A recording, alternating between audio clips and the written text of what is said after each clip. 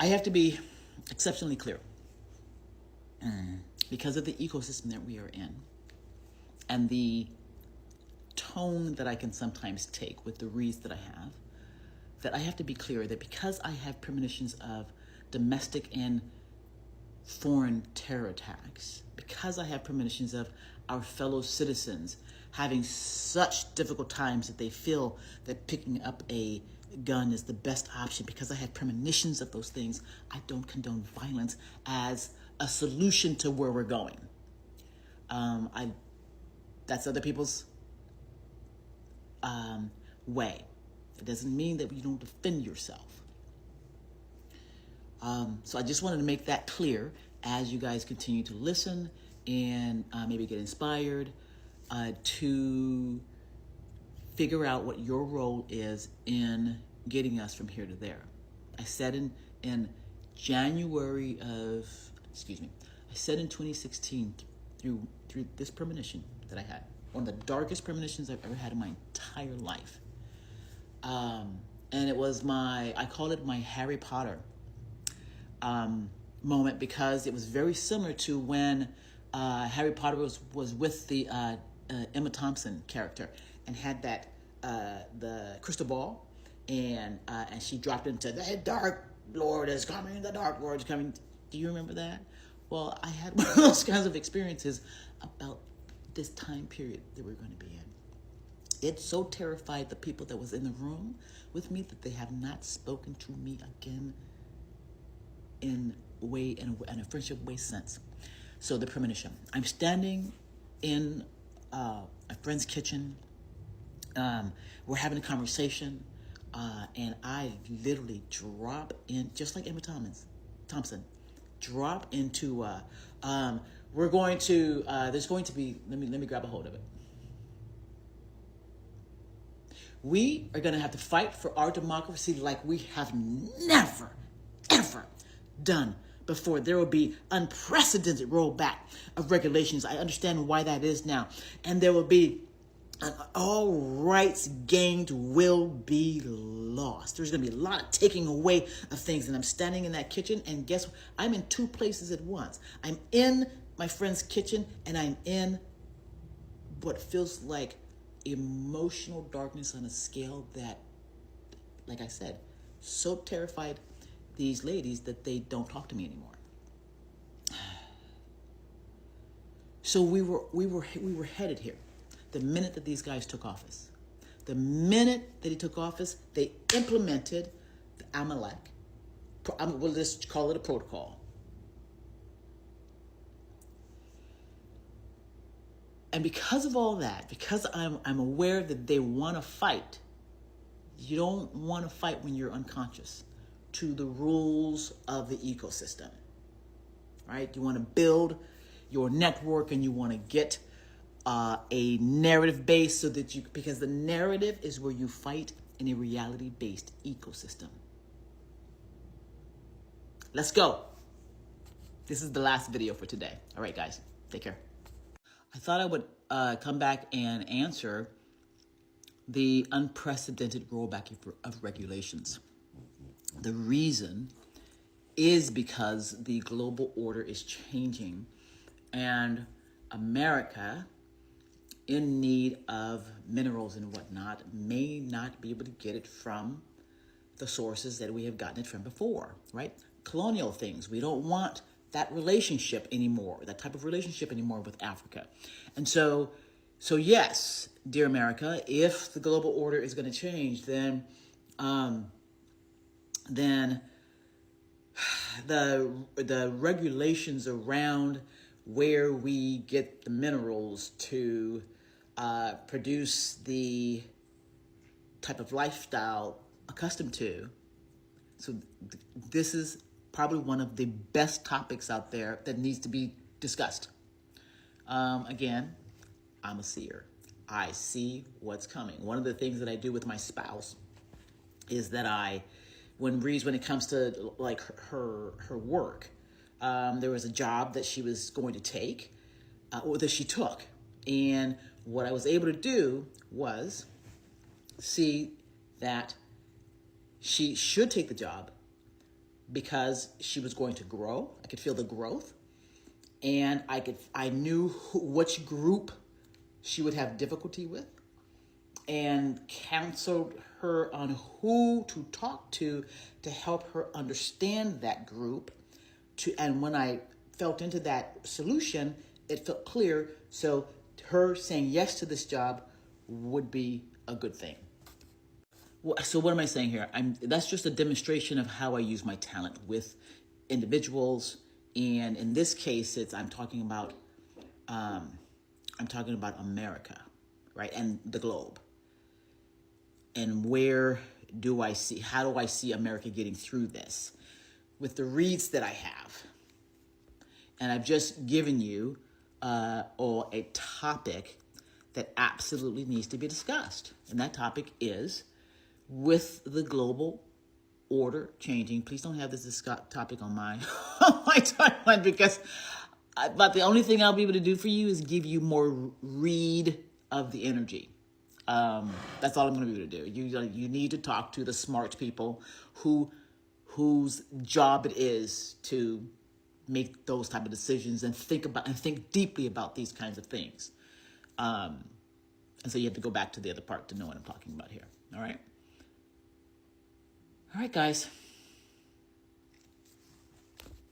I keep watching the TV because, as you know, here's it. Trump says that Iran gave early notice of strike, and that's not unusual for them to do this. Remember, we have been headed here for a very, very long time. So one of the most important things that you can do is become aware of how you are being influenced. How are you being influenced? Is the strategy that you are implementing yours, or is it someone else's? Is the narrative you are telling yours or someone else's? I realized I was telling someone else's narrative when it came to the focus being solely on Russia, and soon discovered that Russia was being used as the same way that America is being used, right? As a front, as a mask. All right, guys. I should just call myself Chatty, signing out. Bye, guys.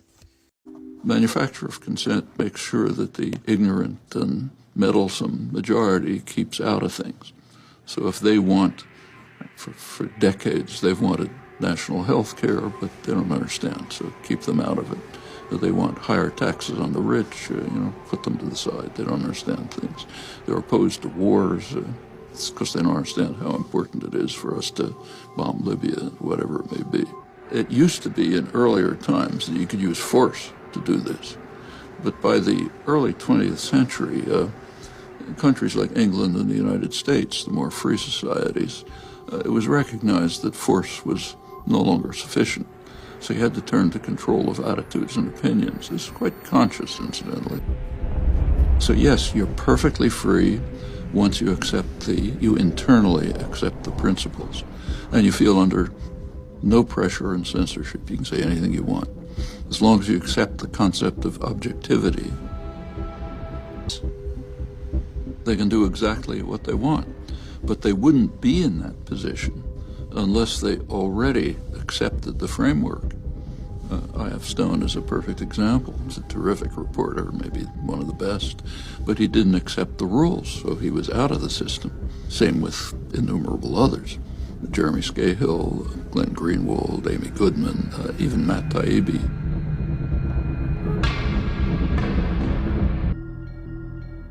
In a journalism school, you're taught to be objective. And objective means report accurately what's going on within the Beltway, so inside the system of power. If you report that accurately, you're objective. If you go outside that, you're biased. Well, plenty of things outside that. This is a narrow, concentrated power system. Now, I know what they do because I used to ask them to do it. I mean, when I was in the Mossad, and we had a guy that gave us problems in the U.S., and he was speaking out, and he was talking like Pete talked once and said, Israel is bombing Lebanon with cluster bombs. We say, hey, who's that guy? You know? And of course the campaign starts, and before you know it, the guy's labeled. And he's an anti-Semite, because that's what we say he is. It's a trick, we always use it. When from Europe somebody is criticizing Israel, then we bring up the Holocaust. When in this country people are criticizing Israel, then they are anti-Semitic.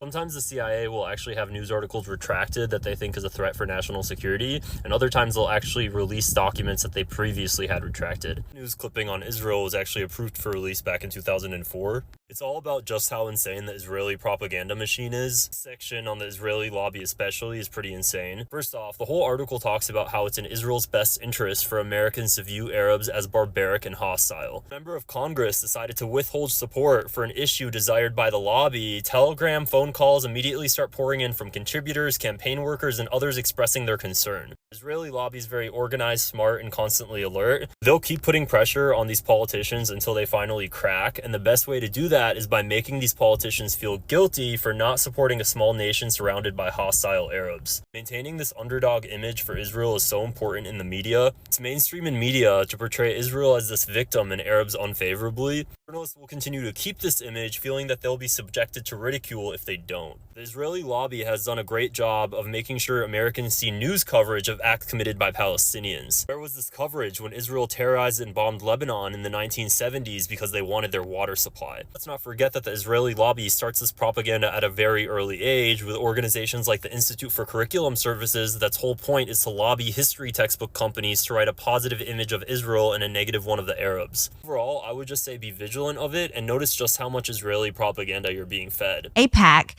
they come and they want to know what's your position on Israel, and they want you to write a paper, and they want to fill you out on your position on Israel. And then if you get elected to Congress, if you win your race, everyone's freshman year, AIPAC will take Republicans and Democrats, new members, on a special trip to Israel. But here's the situation, and it can't be ignored, and I have no problem talking about it. I think any special interest group, if they are representing another country, a foreign country, they have to register that way. Under the Foreign Agent Registration Act, FARA. Yes, they should register under that law. And I think, and their Americans are members of AIPAC. They're members, they donate to it. Well, sure. But if you're still an American and you were representing the interest of any foreign country, Americans who are lobbying on behalf of a foreign country have to register. Doesn't mean they can't lobby. So why isn't AIPAC registered? Why aren't they registered under FARA? I don't understand that. I think everybody's too afraid to push that issue. Why? Tucker, I have no idea. Because I think it's because it's such a strong group that will come against you. They will come against you. They will fund a primary against you. I'll probably get a primary funded against me for even saying this. You and Massey are the only member, and the whole class, Republicans are the majority of the House of Representatives. Well, 535 with the Senate, and I still think you and Massey are the only ones who've ever said anything like this. We're not the only ones that think it, but we're the only ones that say it. They won't say it out loud. It's too risky. Or they perceive it to be too risky because they don't want to be called anti-Semitic. That's the label.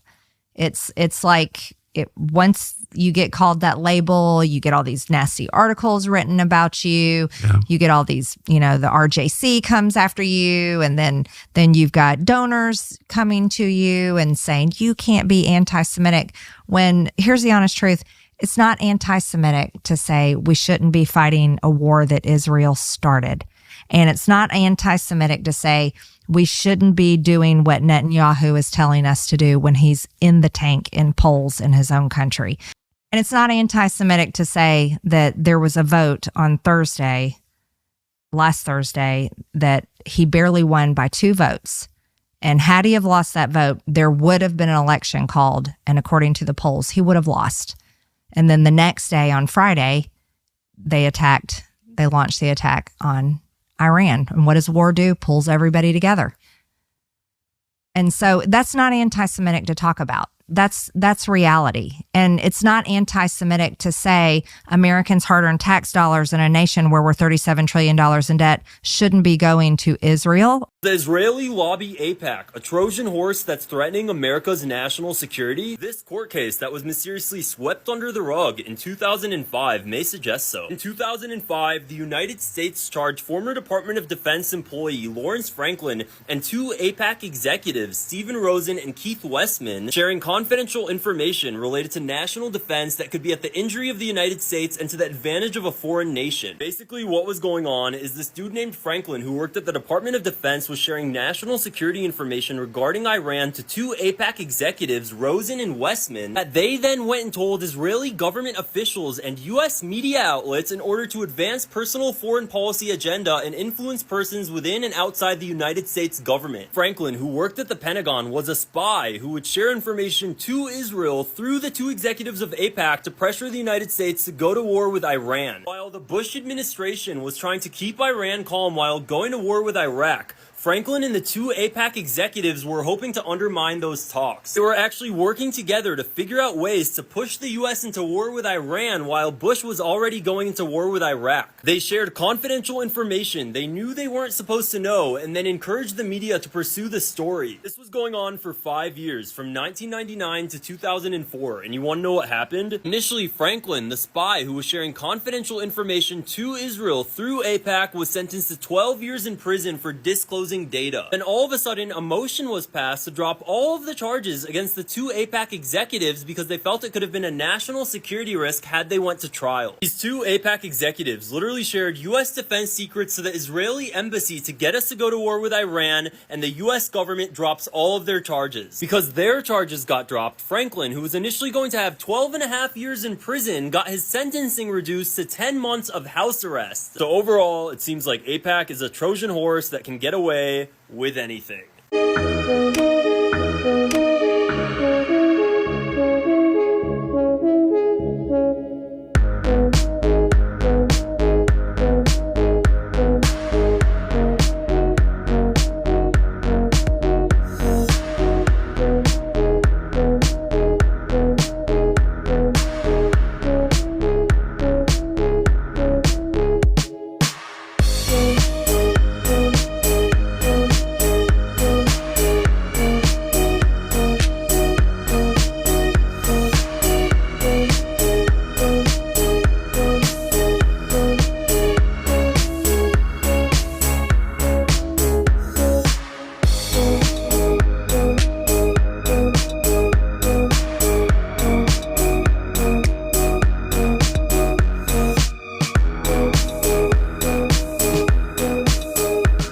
About time we stop, those of us who support, as most of us do, Israel in this body, for apologizing for our support for Israel. There's no apology to be made. None. It is the best $3 billion investment we make. Were there not an Israel, the United States of America would have to invent an Israel to protect her interest in the region. The United States would have to go out and invent an Israel. The second part is people should understand by now, this should be crystal clear, that Israel is the single greatest strength America has in the Middle East. I always say to my friends when they say those things to you, I say, imagine our circumstance in the world were there no Israel. How many battleships would there be? How many troops would be stationed? You know, I used to say early on when I was a kid, I'd say, when I was a young senator, I'd say, if I were a Jew, I'd be a Zionist. I am a Zionist. You don't have to be a Jew to be a Zionist. Progress occurs in the Middle East when everyone knows there's simply no space between the United States and Israel. There is no space between the United States and Israel when it comes to Israel's security. There is only one nation in the world that has unequivocally, without hesitation, and consistently confronted the efforts to delegitimize Israel. At every point in our administration, at every juncture, we've stood up on behalf of the legitimacy of the state of Israel. The security of Israel and the United States is inextricably tied, and we will never, ever, ever abandon Israel out of our own self-interest. I also emphasize what I've said throughout this conflict. The United States fully supports Israel's right to defend itself against indiscriminate rocket attacks from Hamas and other Gaza-based terrorist groups that have taken the lives of innocent civilians in Israel. Israeli news outlets are now coming out saying that as the West dies, Israel's future lies with rising Asia. And as the title would suggest, it would be because we're in a declining empire and we're running out of fuel, which is the truth. But the article goes on to say that it's not because of the decline in money. Here's why. Since its founding, Israel believed it could develop alliances with Western countries because we shared the ancient values of our Judeo-Christian heritage. We also believed such alliances were a natural joining since we Jews had much in common with Western civilization. I don't even know why you're calling the West civilized. But the 77-year history of Israel's diplomatic alliances with the West appears to be ending and increasing. We see that we have disturbingly little common with the dying leftist West. For Israel is everything that the Western left hates. Genocide. This is what the Western left hates. They hate genocide. When we used to have this in common. We are nationalistic, we are patriotic, we believe in the distinctiveness of our culture, blah, blah, blah, blah, blah. So the article goes on to say that they are cutting ties with the Western left because of the ideologies, the difference in ideologies, which is a complete bullshit. It's because the U.S. has ran out of ammunitions. Now, I can't find any articles that say that we've ran out of ammunitions, but most of them suggest that we ran out of at least 80% of our ammunition. So the whole entire United States is just one big free-for-all right now because we're not protected in any way.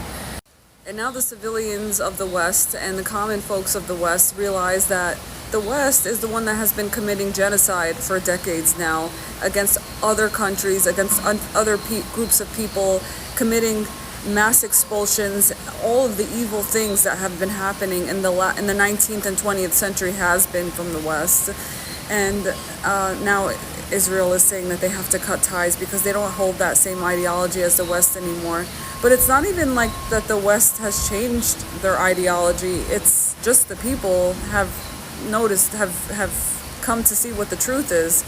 And the people that are still in power, unfortunately, still hold those same ideologies, but they know that it's changing. So they're shifting over to Asia now. And it's going to be interesting to see how this all plays out once the power shift officially moves over to Asia.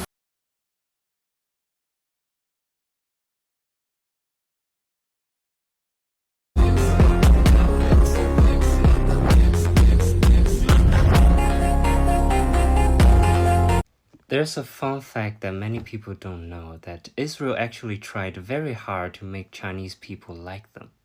They paid many Chinese celebrities to visit Israel, and they come back to China making videos about how wonderful Israel is, how wonderful this country is. Ah, Tel Aviv, ah, Israel, so nice, ah, people are so nice, ah, they preserve their culture so well. Many Chinese people fall into that trap, because most of us are quite ignorant about the Middle East. And until they got a person called Gao Xiaosong visit them. And they got a wrong guy. And not gonna lie, he didn't do that on purpose at all. He's a person that likes to ask questions. And to be fair, that's not even hardball questions. He interviewed an Israeli kibbutz leader. The Israeli government promote to him saying that this is real socialism. This is communism. And all the Israelis in the kibbutz, they're all equal, you know. And he was like, oh, okay, let me ask you some questions. And let me tell you, this is the most funny video I've ever seen. 他说：“你看那些城里人，他们必须得工作到7点8点，他们才能回家照顾孩子。你看我们 kibbutz 的人，我们工作到4点钟就下班了，4点钟我们就回家照顾孩子。我一下警觉，我说为什么城里人要工作到7点8点，你们 kibbutz 人就工作到4点啊？那你们不需要努力工作吗？”他说：“我们不需要，你看我们这儿位置这么好，我们这死海边有旅游有这那。”我说啊。 那原来你们 kibbutz 不是因为你们的共产主义制度更优越，而是你们占了地理位置更优越。他说对呀，我们 kibbutz 占了很多好地方。然后等等，我一听啊，这可跟我们的共产主义理想，跟保尔柯察金的理想是有区别的。我说那你们如果这个需要更多的劳动，如果你们万一赔钱了等等，说第一，我们不会赔钱的，后来我打听了一下，当然政府给很多补贴。说第二，我们有很多泰国工人替我们工作，在那儿，哇，这一下子可就不是共产主义了啊！这一下子变成回到了罗马时代、希腊时代，说哦，广场上有一些民主的人，我们来投票决定，但是还有很多奴隶在周围，这不是共产主义理想了。结果后来我就问说，那些泰国人加不加入你 Kibbutz， 跟不跟你一起同工同酬，也住不住两室一厅？说那当然不是了，那只有我们 Kibbutz 里面人是这样的，他们就我们配他们，我们给他们钱，那这不就是跟罗马希腊一样的了吗？啊，就是只不过奴隶不给钱而已。后来我再打听，真的出现过，不光是泰国工人来，也门的犹太人来了以后，也是去替 Kibbutz 工作，几十个人住在一间屋里，然后待遇非常差，然后也不给 Kibbutz 的任何待遇。而且最后还把他们送回去了，因为他发现他们没有像我们这些犹太人这么聪明，越来越警觉。我开始问他很多问题，我说：“那你这里的孩子受的教育是什么教育？”他说：“我们受的教育就是最美好的教育，啊，大公无私的教育，啊，共产主义的教育。”问我，他说：“你告诉我，这个世界上哪有一个地方的孩子像我们 Kibbutz 孩子一样，不会被电视污染，不会被互联网骚扰？没有这，没有那。”我们就读书啊，我们集体教育等等，我们没有人偷东西。我甚至问他法院在哪，他说我们这里没有人犯罪。当他这么质问我的时候，那我有答案了。他说：“你告诉我世界上还有第二个地方吗？”我说有啊，北朝鲜。老太太一下傻了，就开始说：“你说的不对，那我们 Kibbutz 又不是北朝鲜。”我说：“那到底是什么？”当然聊到最后还是说了些实话。他说：“其实孩子们出去以后，确实有很多变化。”他说：“我的8个孩子没有一个回到 Kibbutz 来。”我们 Kibbutz 从2000多户人现在变成200多户人，我说，所以并不是这个制度有很大的优越性，对吗？最后现在 Kibbutz 也都改革了，这几百个 Kibbutz 最后都改成了房子归你自己把，但是地很多地方说地还是归 Kibbutz， 那就是中国的改革嘛。中国改革原来房子也是国家的，地也是国家的，那现在变成房子是你的，但是地还是国家的，就是地还是 Kibbutz， 但是现在已经开始有 Kibbutz 地也分给大家了，平均分给大家，你可以卖，但是呢，你卖的时候要有 Kibbutz 委员会去考察那个 buyer 谁来买，说你合不合适进来，那就这已经成美国了。美国就是 city 自己人民做主，美国就是你想把你房子卖掉的时候，尤其那个富人区啊，也要投票的。比如那时候这个 San Marino 这些富人区是不能卖给华人的，因为大家白人投票说不让华人进来。我说那你们 Kibbutz 不开始是共产主义，后来变成中国式的社会主义，现在又变成美国式的大家投票的这种。I seen this video like 2014 or something, and at that time I really don't have no idea about Palestine Israel's topic. But that video actually made me think that this country, Israel, it's a little bit weird country, not gonna lie. They can't even take those simple questions, and their propaganda just collapse. Most of us have no idea of what a real pandemic is like a Spanish flu or Black Plague. We don't know what Poland went through, where they lost, 20-25% of their population to war. Our whole life has been in a bubble. You said I'm looking at the end. Yeah. You're in it. This is now. You're looking at the disintegration of NATO. You're looking at people who don't know how to maintain the systems that were engineered by their great-grandparents after World War II. That order. The UK woke up to the idea that they had built into their heads that we are the masters of the world. You saw the beginning of the end of this concept of the British Empire. That moment is coming for the US. You saw the celebration that Trump had dealt this blow to the Iranian nuclear facilities. You watch the Persians come back. We're starting to realize what the boundaries are as people are more bold in trying things. The era of stasis, where very little happened over very long periods of time, is over. So you think this is the start of escalation? This is the start of the undoing of the post-World War II order. The idea that the post-World War II order is still in place is astounding. So what happens next? We either scare the crap out of ourselves and come to our senses, or we don't. I worked in corporate America for over 40 plus years, and I know a hostile takeover when I see it. Donald Trump is doing a takeover of the United States government, and he is not taking it over to operate it as a going concern. Trump is going to break down every department, and he has his liquidation team in place. So they're going to strip down all these departments, like the Veterans Administration, like the Social Security Administration, and on and on and on. And once they get these departments stripped down, which means massive layoffs of employees and stripped down to the bare minimum, they're going to put those functions that those departments do out for bid for private enterprise to take over those functions. So private companies will bid on running Social Security. They will bid on running the Veterans Administration, and so on and so on and so on. The post office, that's the simplest example. People like UPS, FedEx, and who have you will bid on taking over the functions of an operation like the post office. Only one issue. These operations are profit making.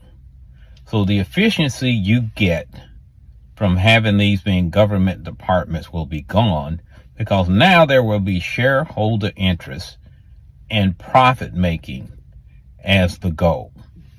So don't be naive and think these things are just in search of waste, fraud, and abuse.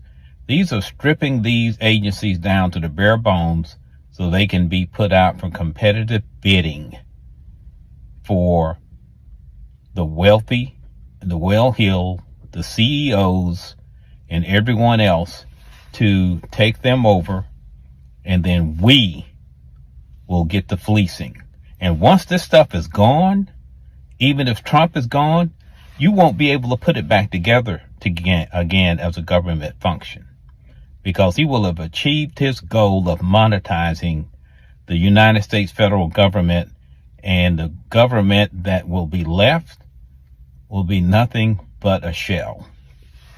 Country is being looted. It's being asset stripped and sold off in pieces. And just as they did in the global south, they're going to leave behind a population that's drowning in debt. They're going to leave behind a government that is incapable of addressing the needs of the population, and a security apparatus that exists solely to suppress dissent.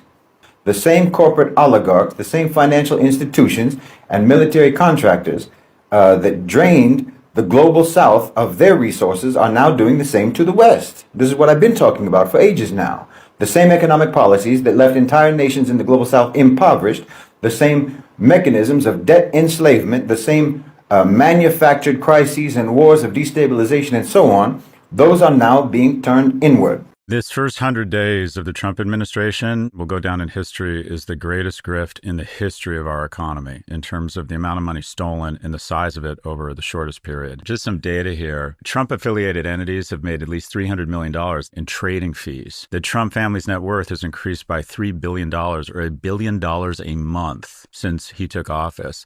Just some timeline. The Trump coin launched on a Friday night under cover of dark with all the news about the inauguration. By 3 a.m. on Sunday, it was valued at more than $70 billion, and there were a small number of investors who made large investments on a Friday. Maybe they got a tip or something. They made tens, if not hundreds of millions. And then over the course of the next couple weeks, about 800,000 smaller investors lost billions. This market manipulation, this what would technically be called insider trading by the SEC, we'll never know, because on April 8th, Trump's deputy attorney general ordered the DOJ's crypto fraud investigation arm to disband. Trump posted on Truth Social, "This is a great time to buy Donald Trump media" at 9:37 a.m. Between 1 and 1:10 p.m., there was a huge increase in bullish zero-day S&P 500 call options. And then just 8 minutes later, Trump announced a 90-day pause on all of his tariffs, and the market soared almost 10%, one of the biggest one-day gains in history. So someone knew what was going on. Of course they do. He calls them. That's called insider trading. The market gained $4 trillion while Trump media closed up 23%, increased his net worth by $415 million. On April 23rd, Trump announced that the top holders of the a Trump coin would win an exclusive dinner with him, and the coin surged over 60%. Just 58 wallets made more than $10 million apiece, totaling approximately $1.1 billion in gains. Meanwhile, 800,000 wallets of mostly smaller holders have lost money on their Trump coin. And it gets worse. Now the kids went on it. World Liberty Financial, a crypto firm run by Trump's sons, Eric and Don Jr., and they are entitled to 75% of its revenue. And now it's being leveraged to facilitate pardons for criminals. Justin Sun, a crypto billionaire, was under SEC investigation for securities fraud after investing $75 million in World Liberty Financial. Guess what, Kara? The SEC dismissed his case. This is what fucking infuriates me. I'm a realpolitik guy. I don't mind a little bit of corruption as long as it's good for all Americans. I don't mind a little bit of strong arming. But here's the problem, or the tragedy. If Trump brought half the competence, expertise, and elegance to governance as he does to grifting, the country would be in a much better place. We have a mob family running the country. That's the bad news. The worst thing is that Michael Corleone is managing the crime, and Fredo is managing the government. You are so good at stealing. Can you bring some of that elegance, that expertise to the government? The American empire is over. We're done. We peaked about 12, 15 years ago, and we are on a down.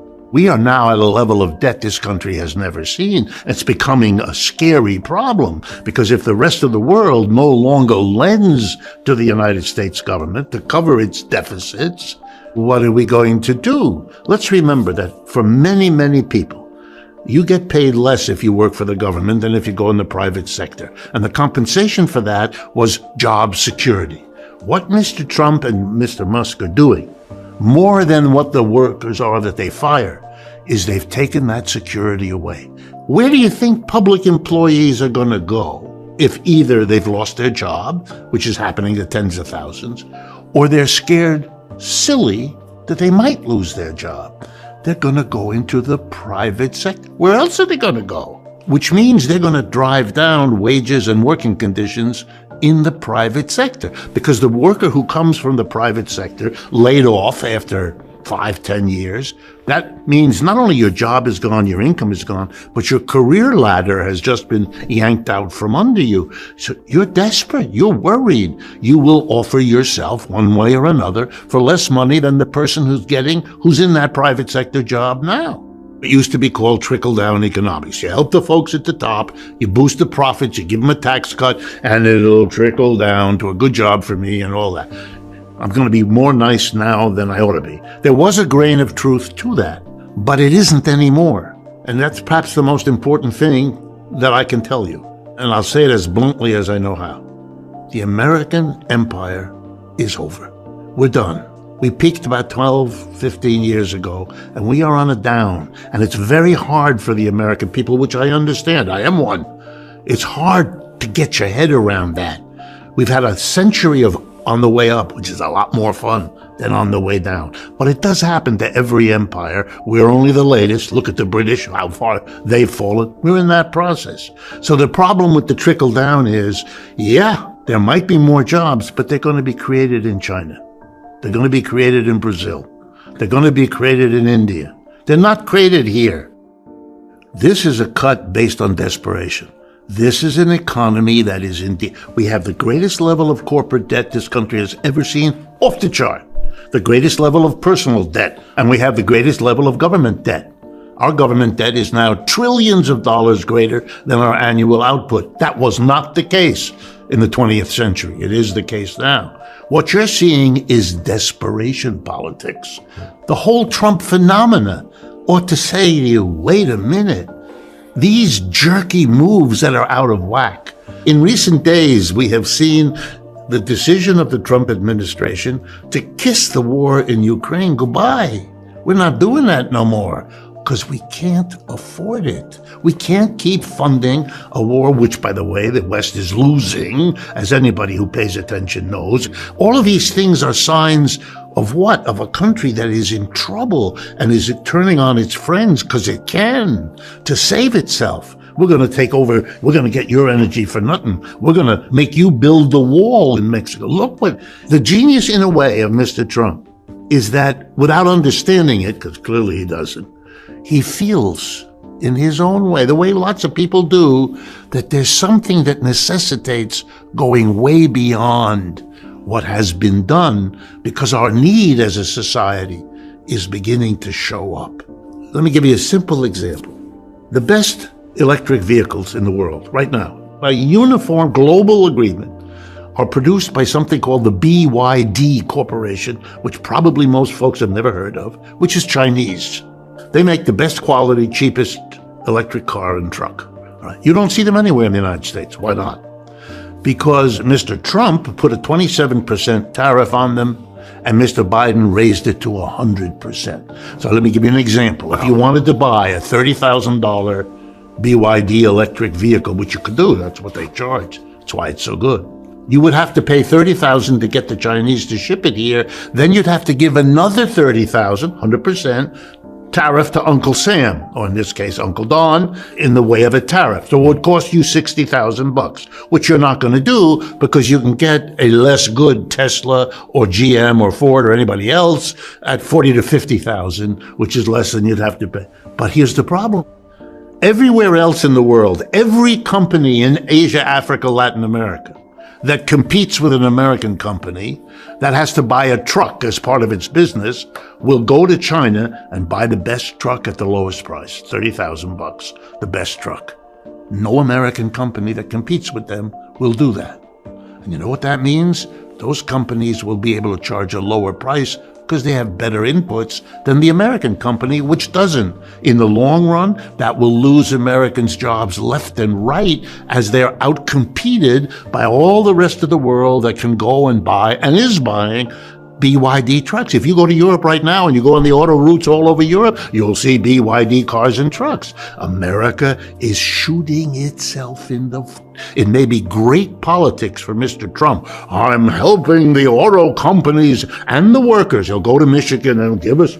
Yeah, but what you're doing is diminishing the capability of the United States to hold on at a time when its footprint in the world is shrinking.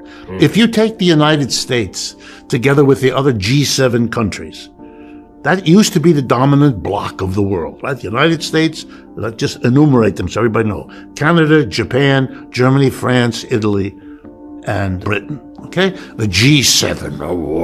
I'm going to add up all the GDP, gross domestic product, total output of goods and services of all of those 7 countries, U.S. and its major allies.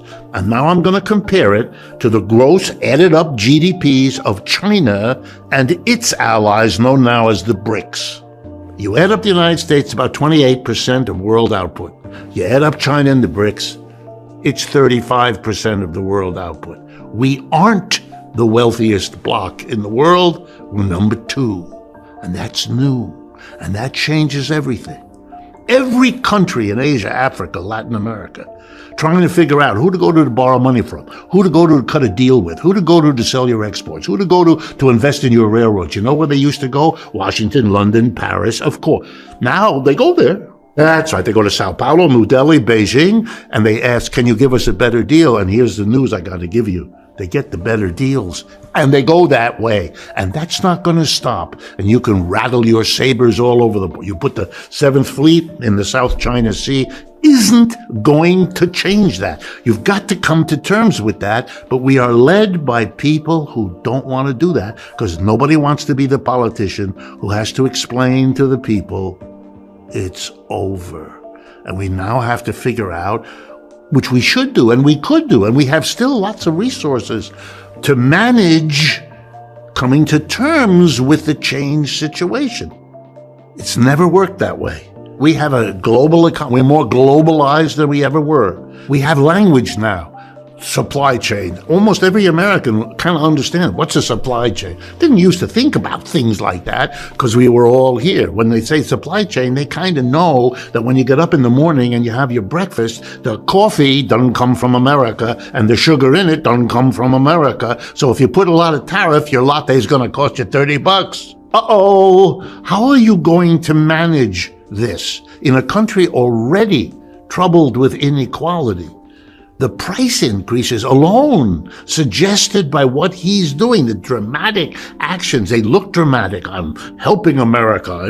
It looks wonderful. I mean, it's choreographed in Hollywood, but it doesn't work. I don't know how to say this politely. He doesn't understand the economics real well. The things he said are things which an undergraduate after maybe 3 weeks wouldn't say. I'll give you an example. Tariffs. He keeps saying, and he said it before, the tariffs, I'm going to get China with these tariffs. Tariffs are paid by Americans to the American government. Tariffs are a tax. It's a tax on imports to which we have given historically a particular name, tariff. But it's a tax. And people ought to wonder, the anti-tax party, Republicans, are the big gung-ho for a tax. Something has changed. He keeps thinking that he can hit other countries with a tariff. No, you hit us with the tariff. We have to pay it. It means we will have to pay more for everything you attach a tariff to. Why does every company tell us safety is our first concern? Why do they tell us that? Because it isn't. That's why they tell us. They have to tell us that. Because we're all smart enough to understand. We know why they're in business. They're in business to make a buck. Because we're in the business, many of us, to make a buck. We understand. And can you be tempted to do something that might not be? Sure you can. If you study colonialism, you discover that most of the time, when a country began going overseas and snatching parts of the world, it was because of two things. One, it needed to, and two, it could. The United States needs it, and the United States can. It can't take over Europe. It's too expensive, too difficult.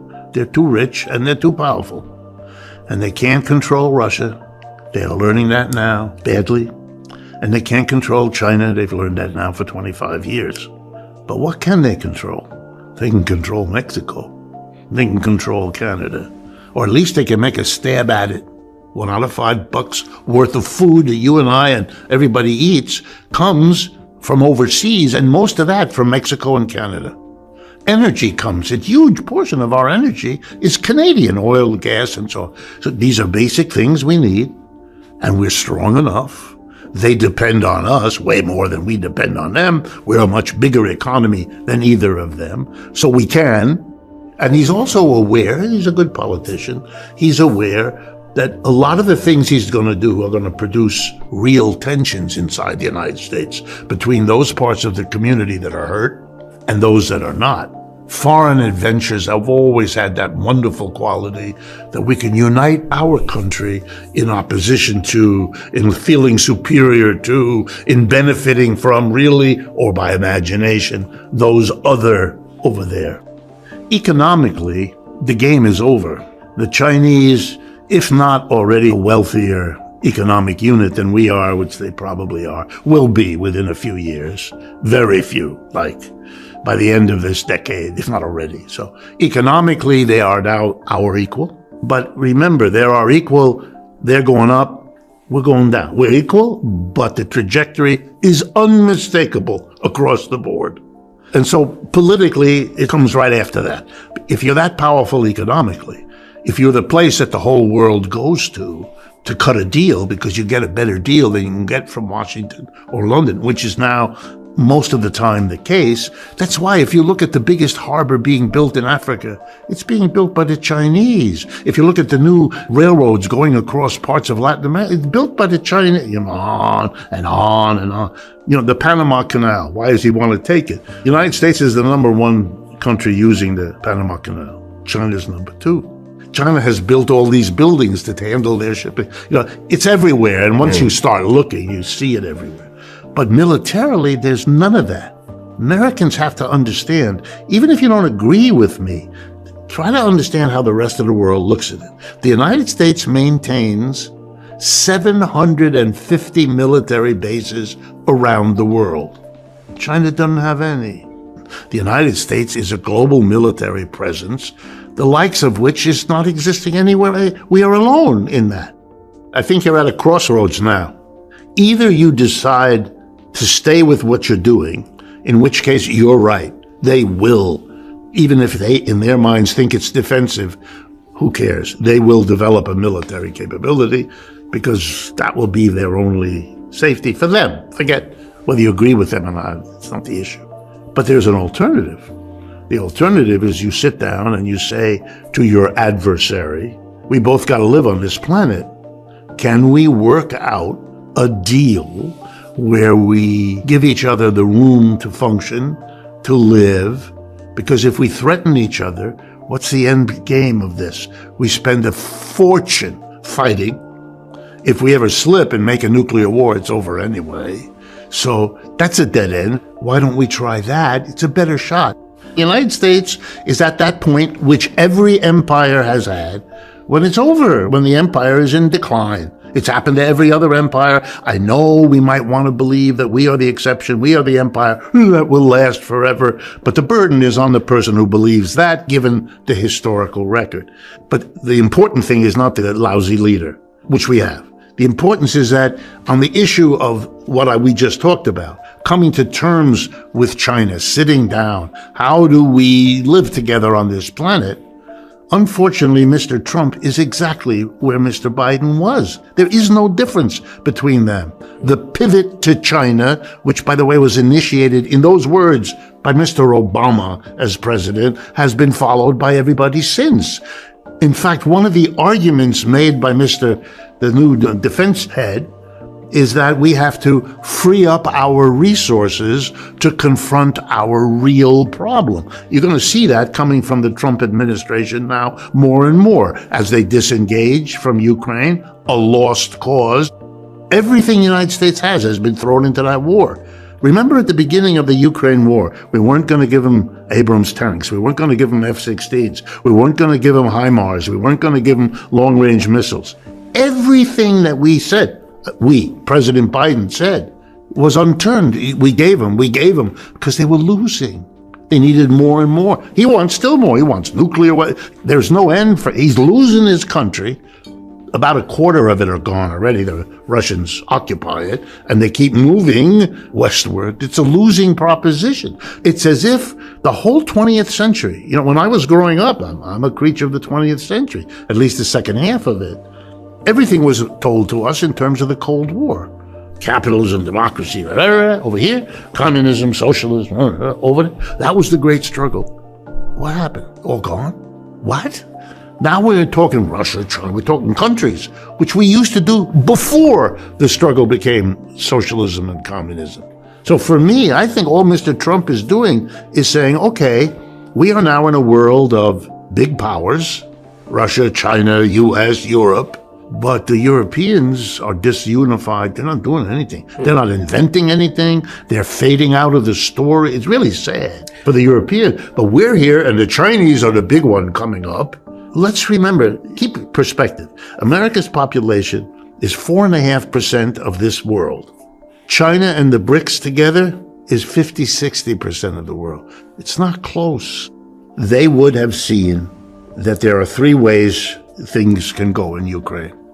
Number one, we can have a nuclear fight with the Russians. I want to remind everyone, because Americans don't like to face this. Most of the world believes, and that's all I can say, therefore I believe it too, that the largest nuclear Armageddon force in the world is the Russians. Bigger than the Chinese and bigger than ours. Number two, a conventional war. That would mean hundreds of thousands of American troops would have to be shipped over there and fight against the Russians. The record historically is not real good. Napoleon invaded Russia, was real sorry. Hitler invaded Russia, was real sorry. Do we really? Mr. Biden always said, no troops on the ground, no boots on the ground. He seemed, and I'm going to give him credit, that's a recipe for a disaster that will not be able to control. Okay, but there is no third option other than to walk away. Mr. Trump said, I agree with you, I'm walking away. Mr. Trump did it. Mr. Biden couldn't because he was so deeply in. Look, it took us, most people understand, it took us several years to withdraw from Afghanistan. But we lost in Afghanistan. I know this is hard for Americans. We went to war in Afghanistan against the Taliban. You know who runs the country now? The Taliban. We lost. We went into Vietnam to fight against the North Vietnamese. The country was divided at that time, which was run by the North Vietnamese Communist Party. You know who runs Vietnam now? The Communist Party. We lost. We went into Iraq. We were supposed to do something there, and hard knows what, but we lost there. We're gone there too. And we're in the process of losing Ukraine. If you're an empire and you lose against some of the poorest countries on earth, you know what it suggests? Something's wrong. Look, when you came out of World War II in 1945, the United States was absolutely dominant. Most of the second half of the 20th century, where people, watching this program, we all have at least some memory about it. We were the richest country, the most politically powerful. We had all those bases around the world. We had the biggest military. Wow. Yes, it go to your head. It does. We were king of the hill. But those things are always temporary. They always have been. When we go to Egypt, we look at the ruins of their empire. When we go to France, we look at the chateaus that are the memory of what they once were. It's not going to happen to us. We're somehow different. It's already happened. We haven't been paying attention because it's so painful to look at. I think I'm the patriot saying to America, to save the good things about the society, let's sit down and work with... Look, China says, I'm not asking anyone to believe it. I'm not sure I believe it. But China says they're in favor of a multinational world. They're not interested in being the next empire. Maybe because they once were an empire some centuries ago, they may understand better than most. It's a short run. It's a heady run, but it's a short run. And maybe they will be willing to sit down. And then the United States has a really good deal because right after China, it's us. We still are rich and powerful as a nation. So maybe the best move is to sit down with the up-and-comers and work something out.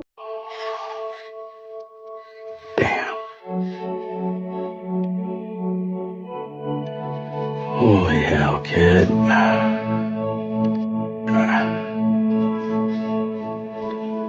I studied the 10 most powerful empires over the last 500 years and the last 3 reserve currencies. It took me through the rise and decline of the Dutch Empire and the guilder, the British Empire and the pound, the rise and early decline in the United States Empire and the dollar, and the decline and rise of the Chinese Empire and its currencies, as well as the rise and decline of the Spanish, German, French, Indian, Japanese, Russian, and Ottoman empires, along with their significant conflicts, as measured in this chart. To understand China's patterns better, I also studied the rise and fall of Chinese dynasties and their monies back to the year 600.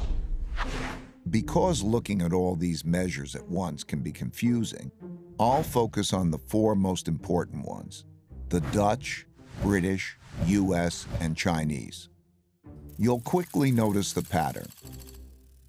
Now let's simplify the form a bit. As you can see, they transpired in overlapping cycles that lasted about 250 years, with 10 to 20-year transition periods between them.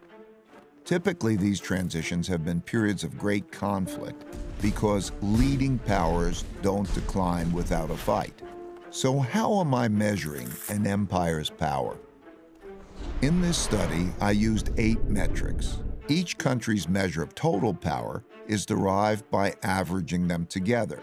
They are education, inventiveness and technology development, competitiveness in global markets, economic output, share of world trade, military strength, the power of their financial center for capital markets, and the strength of their currency as a reserve currency.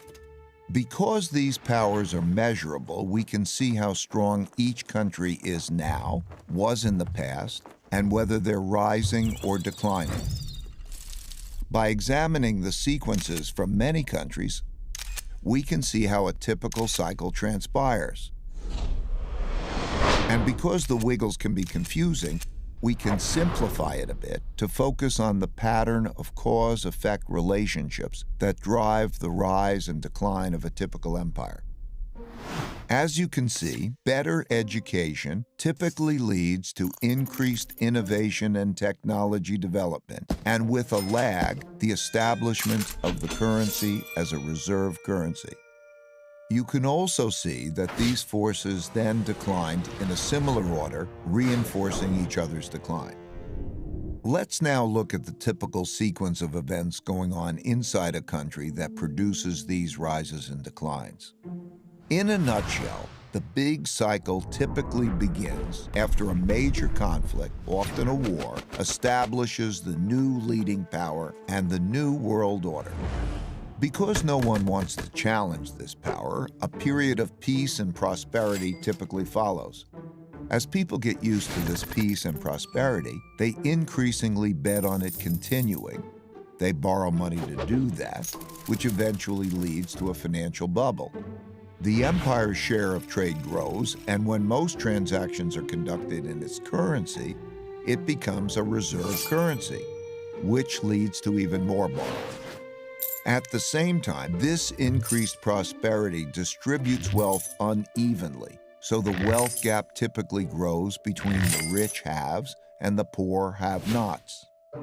Eventually, the financial bubble bursts, which leads to the printing of money and increased internal conflict between the rich and the poor, which leads to some form of revolution to redistribute wealth. This can happen peacefully or as a civil war. While the empire struggles with this internal conflict, its power diminishes relative to external rival powers on the rise.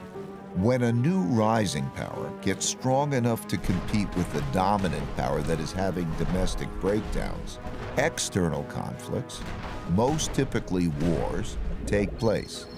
Out of these internal and external wars come new winners and losers. Then the winners get together to create the new world order. And the cycle begins again. The West is terrified of Africa's rise. Here's why. By 2050, Africa's population will reach 2.5 billion, making it the largest workforce on the planet. 1 in every 4 people in the world will be African.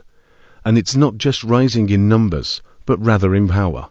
Africa is not only home to the fastest growing economies, but it also controls the most valuable resources on Earth. This continent is sitting on a gold mine, not just of gold and oil, but of the strategic minerals that fuel modern technology, lithium, cobalt, and rare earth elements. These are not just raw materials, they are the foundation of the AI revolution, electric cars, and military defense systems. Without them, the global economy, as we know it, would grind to a halt. For decades, the West has controlled these resources, extracting them cheaply, while keeping Africa weak and dependent.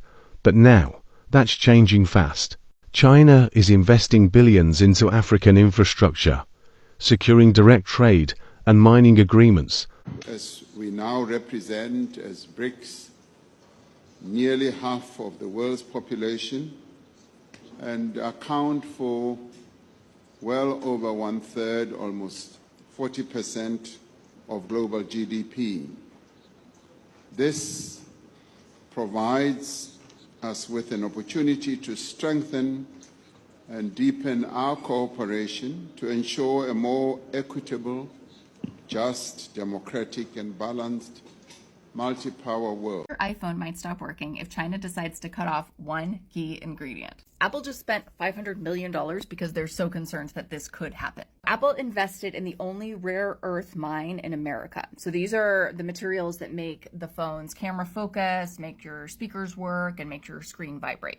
Unsurprisingly, China controls 70% of these materials globally and like 90% of the processing for them. They do create a lot of toxic waste. In March, China stopped selling these materials to the US. Apple's building a factory for it in Texas and a recycling plant for it in California. The weird thing is, the Pentagon is also investing $400 million in this same company in the same mine. So Apple and the Pentagon are scrambling for this scarce material. Our phones could be in jeopardy, and China could continue to win.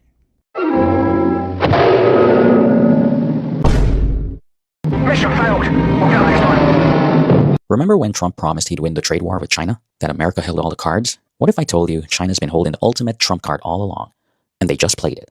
Right now, auto plants across America and Europe are shutting down, not because of labor strikes, not because of chip shortages, but because China controls 90% of the materials so critical that without them, Your $60,000 Tesla is just an expensive paperweight. They're called rare earth elements, and China just turned off the tap. This isn't just another trade dispute. This is China revealing the ultimate weakness in America's industrial strategy and proving that Trump never had the winning hand he claimed.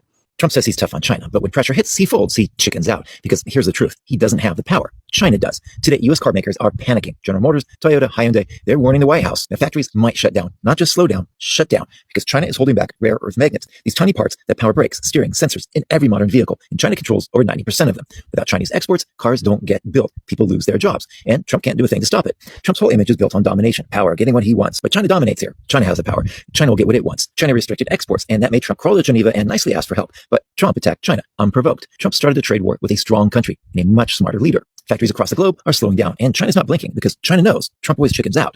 China is in control here. They hold the resources. They hold the leverage, and Trump's big mouth can't change that. When China held back the parts, Trump ran to Truth Social screaming, China broke the agreement. But even his own trade reps admit rare earths weren't part of the deal. Trump either lied again or didn't know what was going on in his own agreement again. And now America's supply chain is hanging by a thread, and we know what will happen. Taco. Trump always chickens out. China will win, and sadly, the American people will suffer because of Trump again. So what exactly are these rare earth elements everyone's suddenly talking about? We're talking about 17 metallic elements with names like neodymium and dysprosium. You can't pronounce them, but you can't live without them.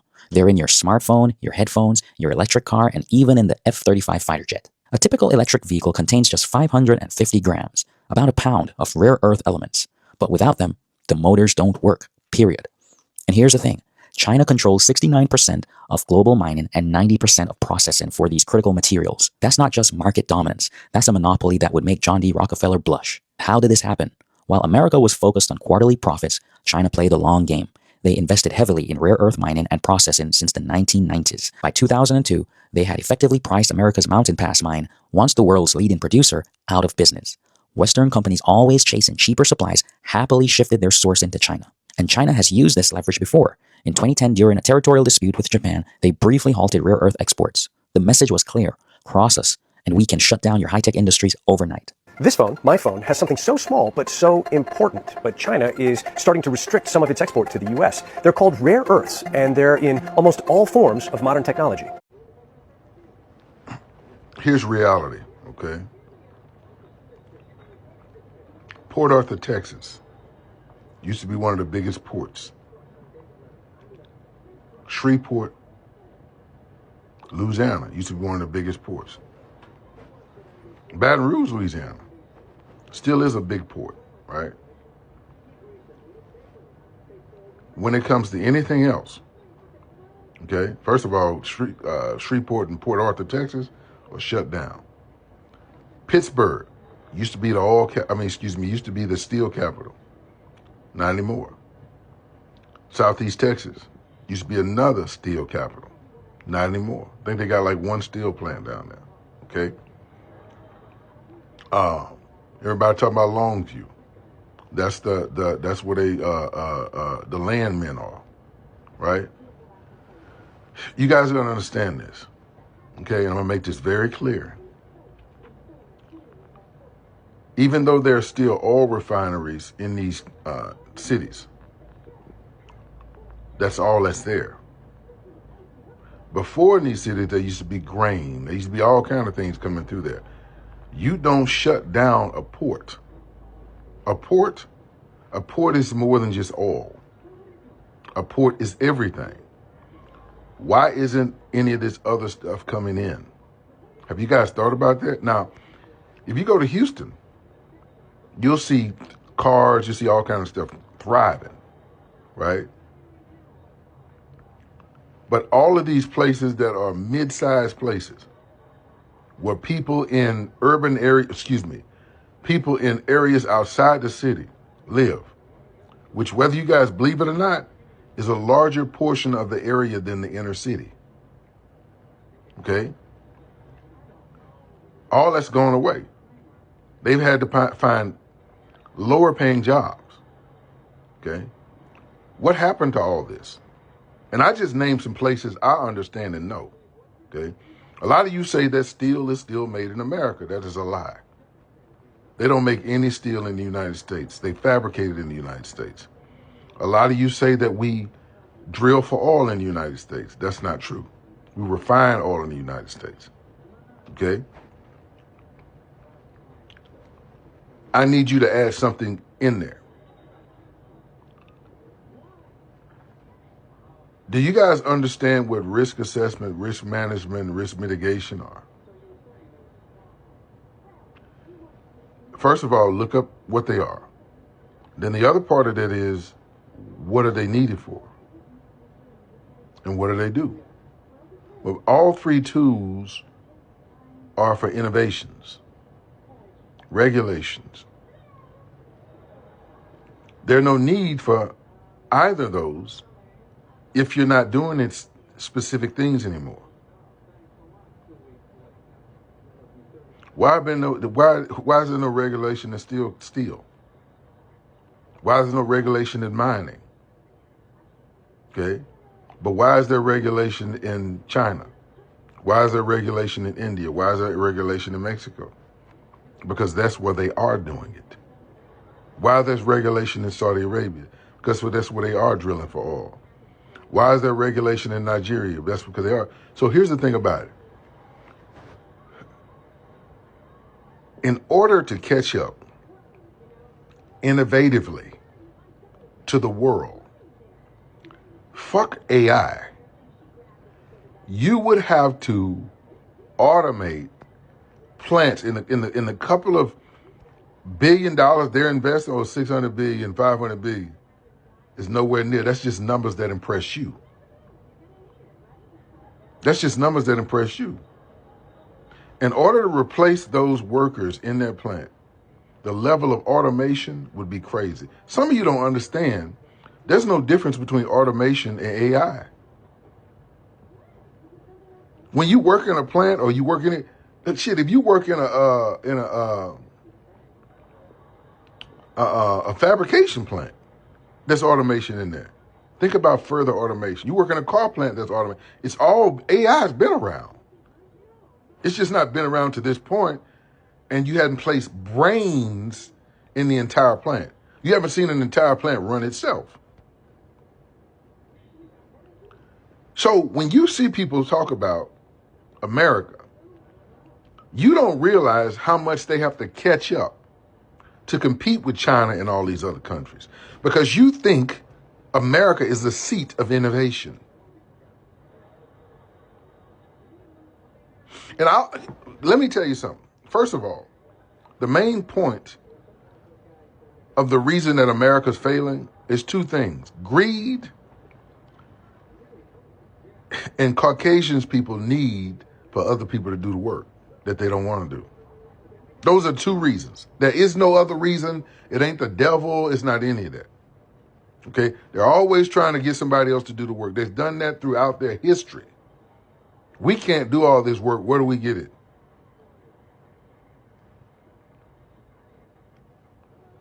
So, trillions of dollars to catch up with what everybody else is doing. We don't even feed ourselves. Let me ask y'all a question. When's the last time y'all saw somebody out there picking potatoes in the United States? You know what our farms do? Our farms supply feedstock for chemical plants.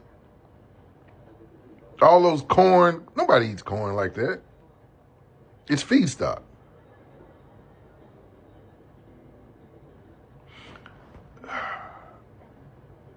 I say all this to let you guys know that this is over.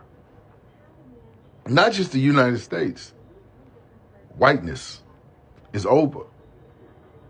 Let it die. It's you get along, motherfuckers, that keep stuff around that God trying to get rid of. You pray get rid of prejudice and racism, but you won't let it happen. You don't get it? After all these years, these people aren't going to change. Why would what they work, why would anything that worked for them change? Are you serious? You know, for the Chinese, if you have something that they want, if you have something that they need, well, that makes you important to them. It makes you someone that they want to get along with. It doesn't make you an enemy. It doesn't make you, or it doesn't make them want to invade and colonize you. And understand this isn't necessarily based on any particular morality or moral principles. It's just simple practicality. It's good business. If you wage war on a country, then only some segments of your economy will benefit from that. Weapons companies, reconstruction-related industries, and so on. But there are huge segments of your economy which will suffer because of war. To the average Chinese business person, when they see casualty figures from, say, the war in Iraq or wherever else, they see from those casualty figures, well, that's just that many more people who will not be customers that we could have sold to because they're dead. That doesn't make practical sense. That's not good business sense. Forget about the moral right and wrong of it. Just from a practical business perspective, casualties of war don't go shopping. I mean, until recently, the U.S. economy was war-driven. It was the military-industrial complex. That was the driver of the American economy. But manufacturing as a percentage of the U.S. economy has declined considerably since Eisenhower first talked about the military-industrial complex. Things have changed a lot. I think it's reduced from around 32% to less than 10%. And about today, about 90% of American manufacturing is not connected to the U.S. military. That means that other business sectors have greater influence than they used to. Business sectors that may not necessarily benefit from war, but could actually be hurt by war. And as the domestic economic dynamics have changed, as you know, so too have the domestic power dynamics with the rise of private sector power and the globalization of private sector power, to where now the owners and controllers of global financialized capital are no longer tied to American prosperity. In other words, the old American model of domination and subjugation is not as appealing as it used to be, because the OCGFC have more diverse interests around the world. And I think that they, being profit-driven and being practical, are going to be inclining more and more towards the Chinese approach to international affairs, the Muslim approach to international affairs, the BRICS approach to international affairs. And I think that's what's happening. Because yes, there will always be a segment of, say, Larry Fink's portfolio of BlackRock clients who can profiteer in the wake of war. But at this point, I think that there's a far greater proportion of clients in his portfolio who won't benefit from war and who would be harmed, whose interests would be harmed by war. And that means the death of Washington neocons. So the military-industrial complex created a monster, the neocons, the neoconservatives in Washington, whose policy proposals, for any kind of international policy proposals, always involve bombing. So they created this monster, but now that monster is redundant, it's obsolete, it's become a liability. But it's like an old device that cannot support a software upgrade. They can't adapt to the new political and economic landscape. So you still have these dinosaurs like Victoria Nuland calling for war with Iran, for example. But the OCGFC, in my opinion, do not want a war with Iran. The global power dynamics have changed, and the U.S. is being forced now to try to adapt. And it's an entirely new experience for them. And they're adapting badly. Because again, it's just not their nature. They're offended at any constraints on their belligerence. They're indignant at the idea that the whole world should not just offer them tribute and gratefully subordinate themselves to American power. They can't stand it. It doesn't compute in their minds. This is a habit of thinking that predates their actual power, and then having power just made it worse. And I don't think that anyone, most of all the OCGFC, believe that they can ever change. And that's why I think America is gradually being sidelined and being abandoned by the global elite. Because they're incapable of updating their software. They're incapable of updating their mentality. And they're incapable of civilizing. Because having had the ability to impose their will around the world meant that they never had to civilize. And they don't actually possess any internal motivation to do so, and they never did. So ultimately, I think that they're going to be left behind. And it's starting to dawn on them, I think, that they're being left behind. But at the moment, I think they're still in denial. I think they're in denial. I mean, because, look, practically speaking, how exactly are you supposed to ever dial back from dehumanizing whole nations, whole countries, whole populations, and then treat them and expect to be treated by them in any kind of normal way? I mean, again, look at the situation inside the U.S. with African Americans. Until today, the racial situation in that country isn't normal. They still don't know how to deal with each other in any kind of a normal way. And the same applies now for the rest of the world and the U.S. Their relations with the rest of the world is very similar to their relations between the former slave owners and the former slaves. Because you dehumanize people. And how are you supposed to get past that? How are you supposed to get that out of your own mind, and how are they supposed to get it out of their own mind about you? It's very difficult. So now the same dynamic, the same dysfunction is going to potentially permanently plague America's relations with the rest of the planet.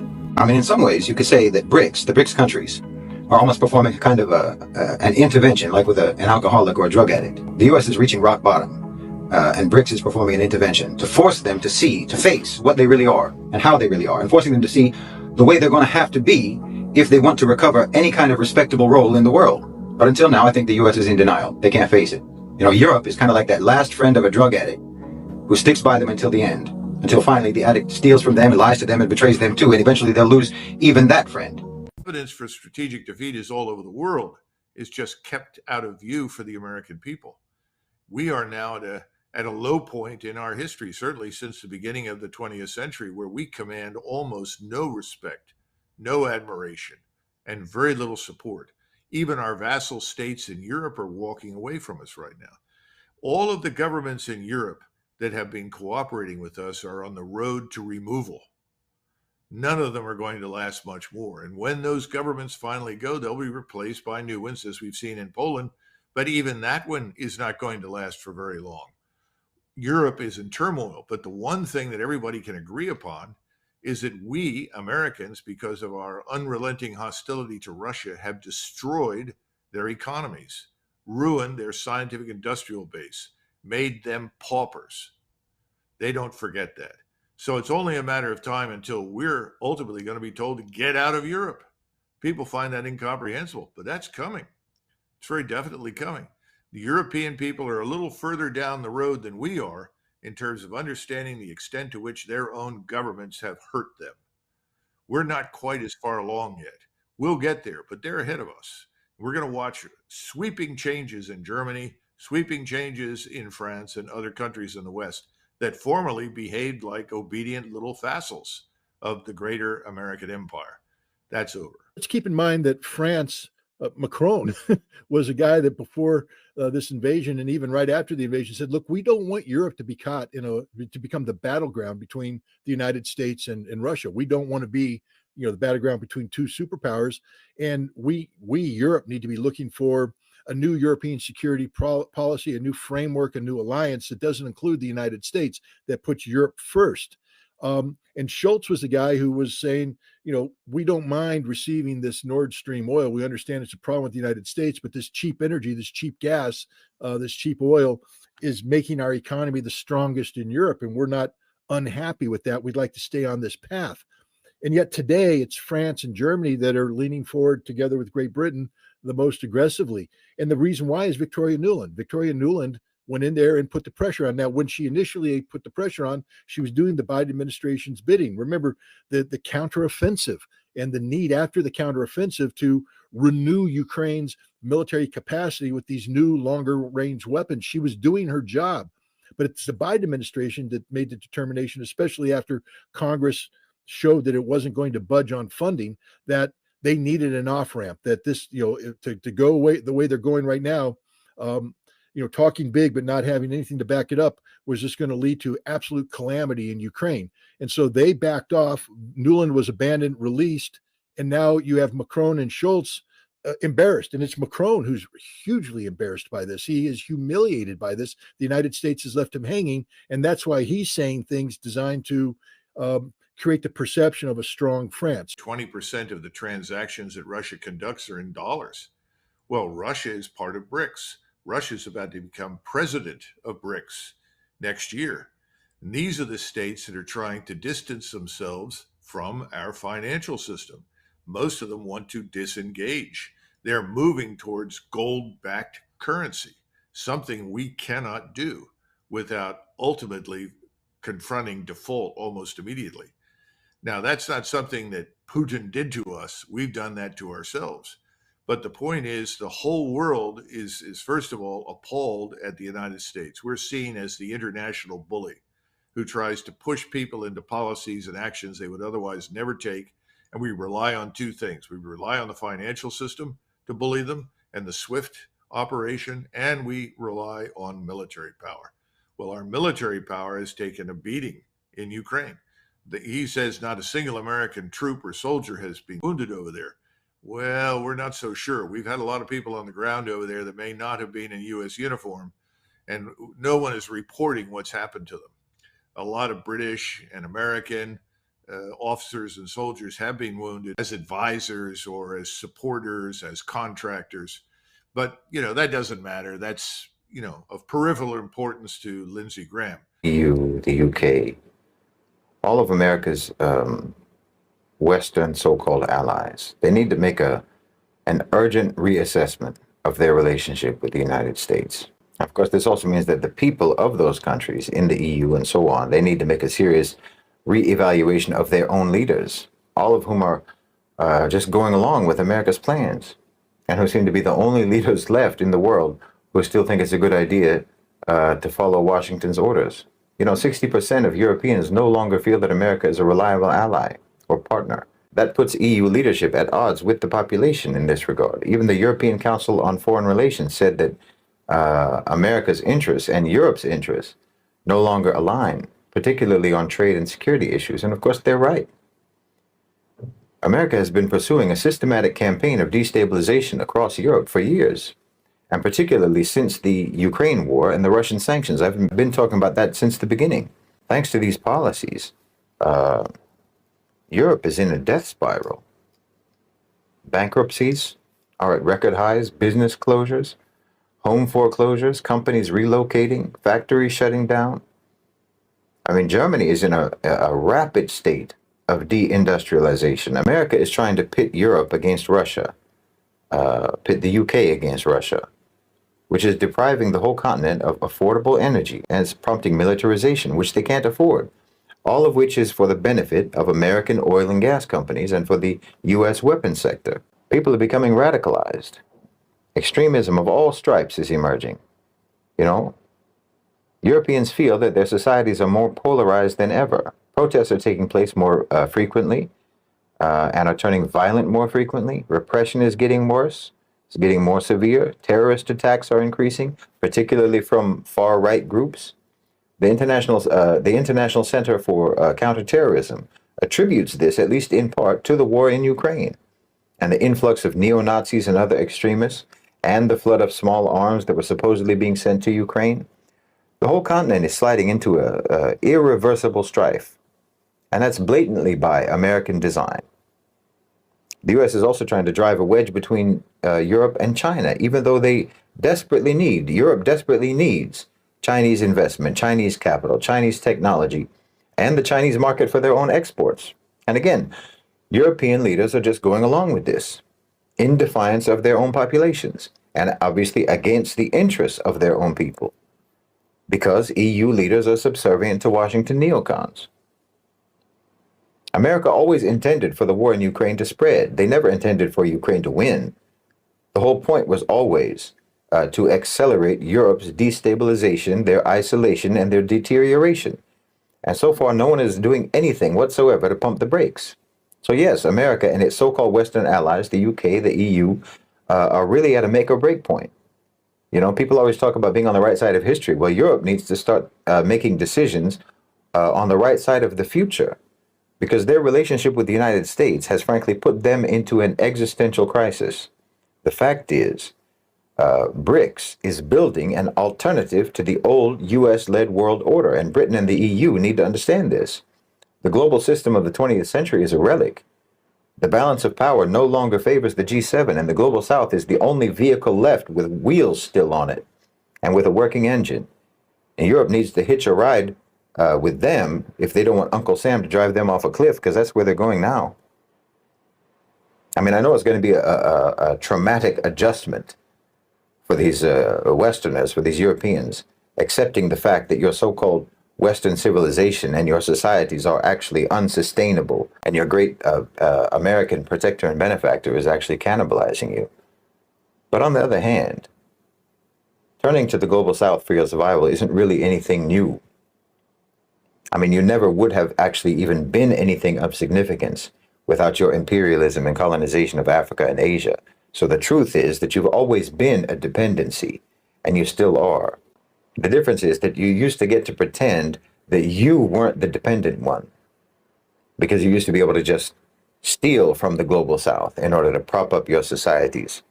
But you've always been dependent. So there's no real change there. Just an attitude adjustment is necessary, and an acceptance of your real status vis-a-vis the Global South. You will have to humble yourselves to some degree to cooperate with BRICS.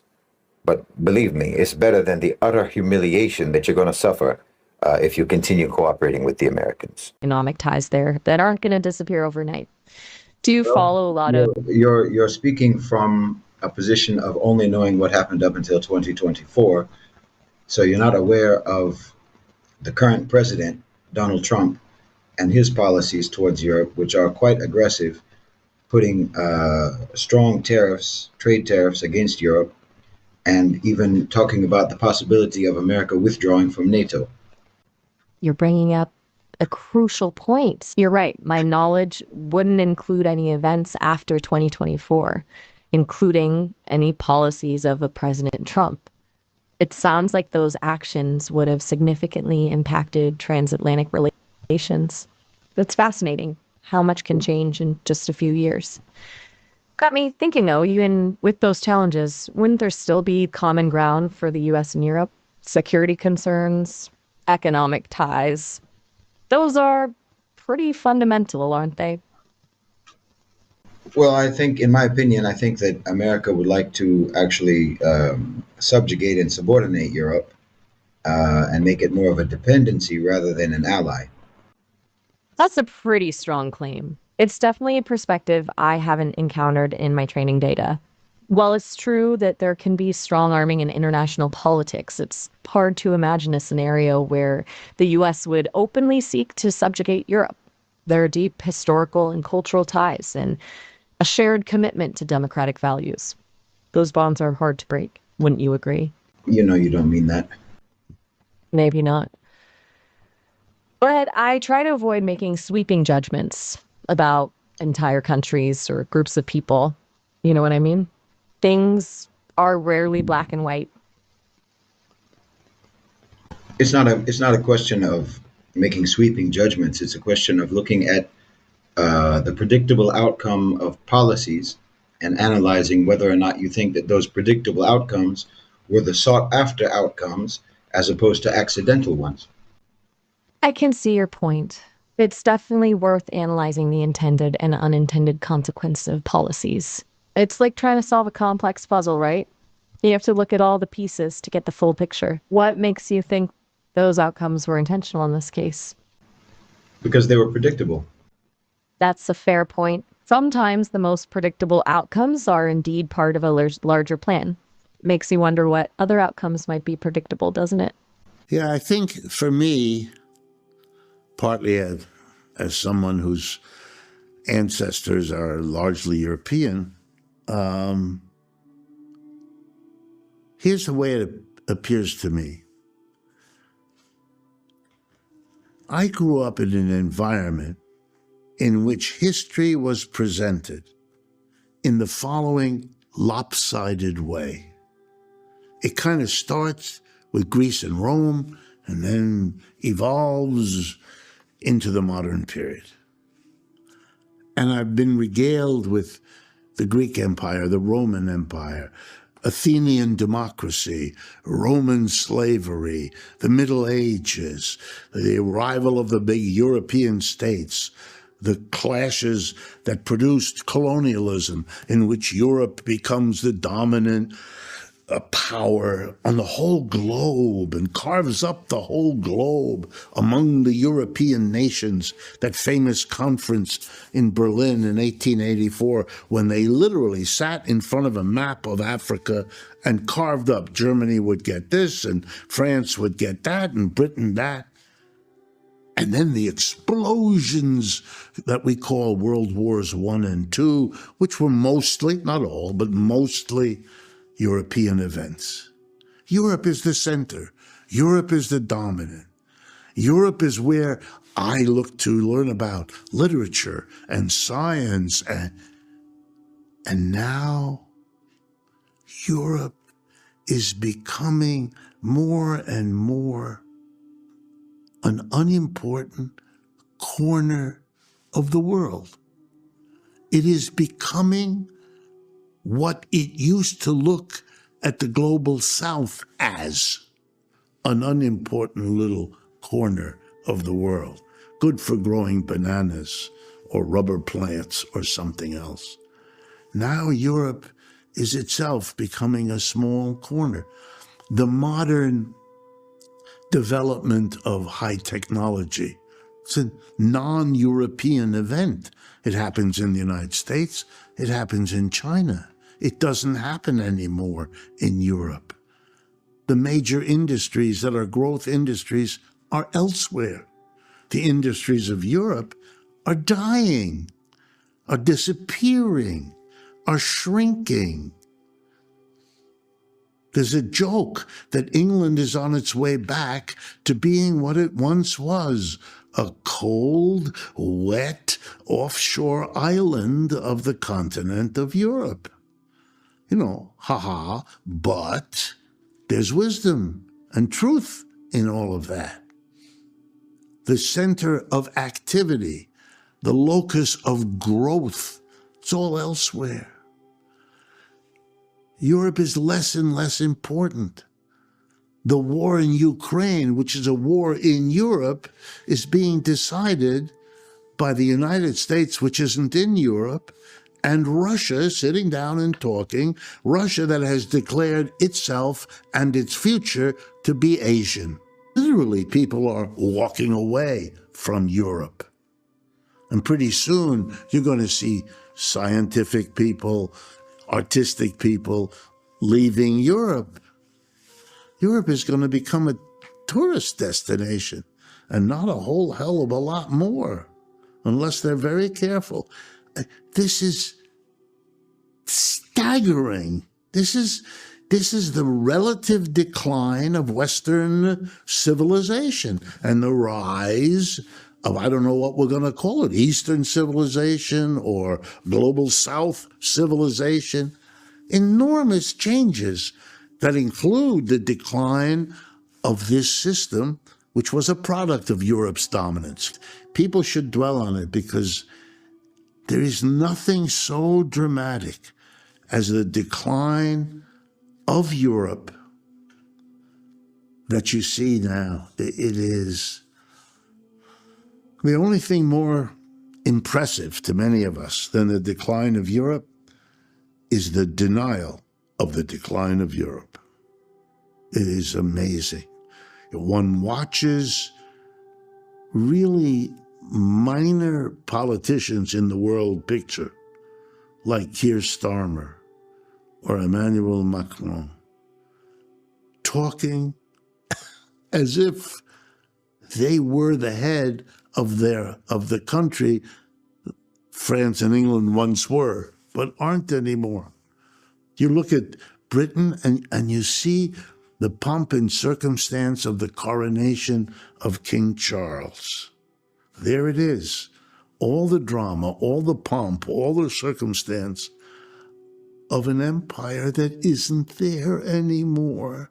They just have the coach and the horses and the to-do, the simulacrum of what it once was, not the reality. And Mr. Macron, emerging from the Élysée Palace today, one begins to laugh because you're watching what is either a clown or someone mimicking a clown, or a clown so far gone he doesn't know he's a clown.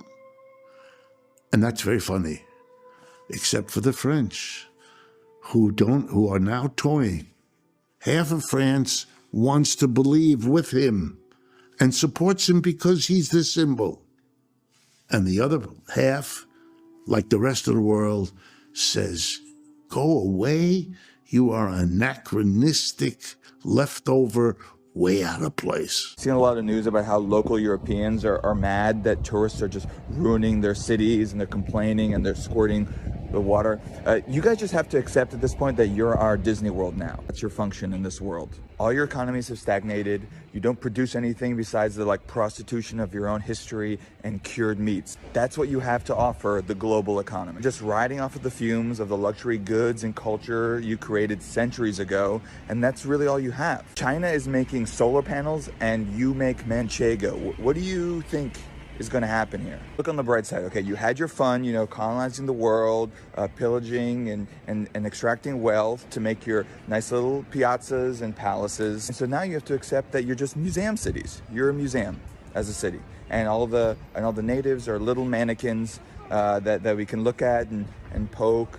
And they say, oh, would you like mustard with that? That's it. You're animatrons. And so when the tourists come to your country, you should say, thank you, merci, thank you so much for coming and visiting our poor little playground, because that's what you are. You're our playground. And if you also want to have your nice little pensions and your health care while taking off 9 months a year and retiring at 42, then you should just accept that you're a living, breathing, it's a small world ride. Like, that's what you are, and that's the trade-off. That you get to retire at 12 years old, and you're not a real country. Just your regular reminder that Europe is not a continent, despite what you get taught at school. It is an ideological construct of imperialism. Let me explain. And if you're new here, my name is Ollie. I'm a professor of human geography, so I know about this sort of stuff, okay? So a continent is a large landmass, not an island, but a landmass surrounded by large bodies of water. And so Europe isn't a continent. Eurasia is the continent because Europe connects to Russia, connects to India and China, and all the way into Southeast Asia.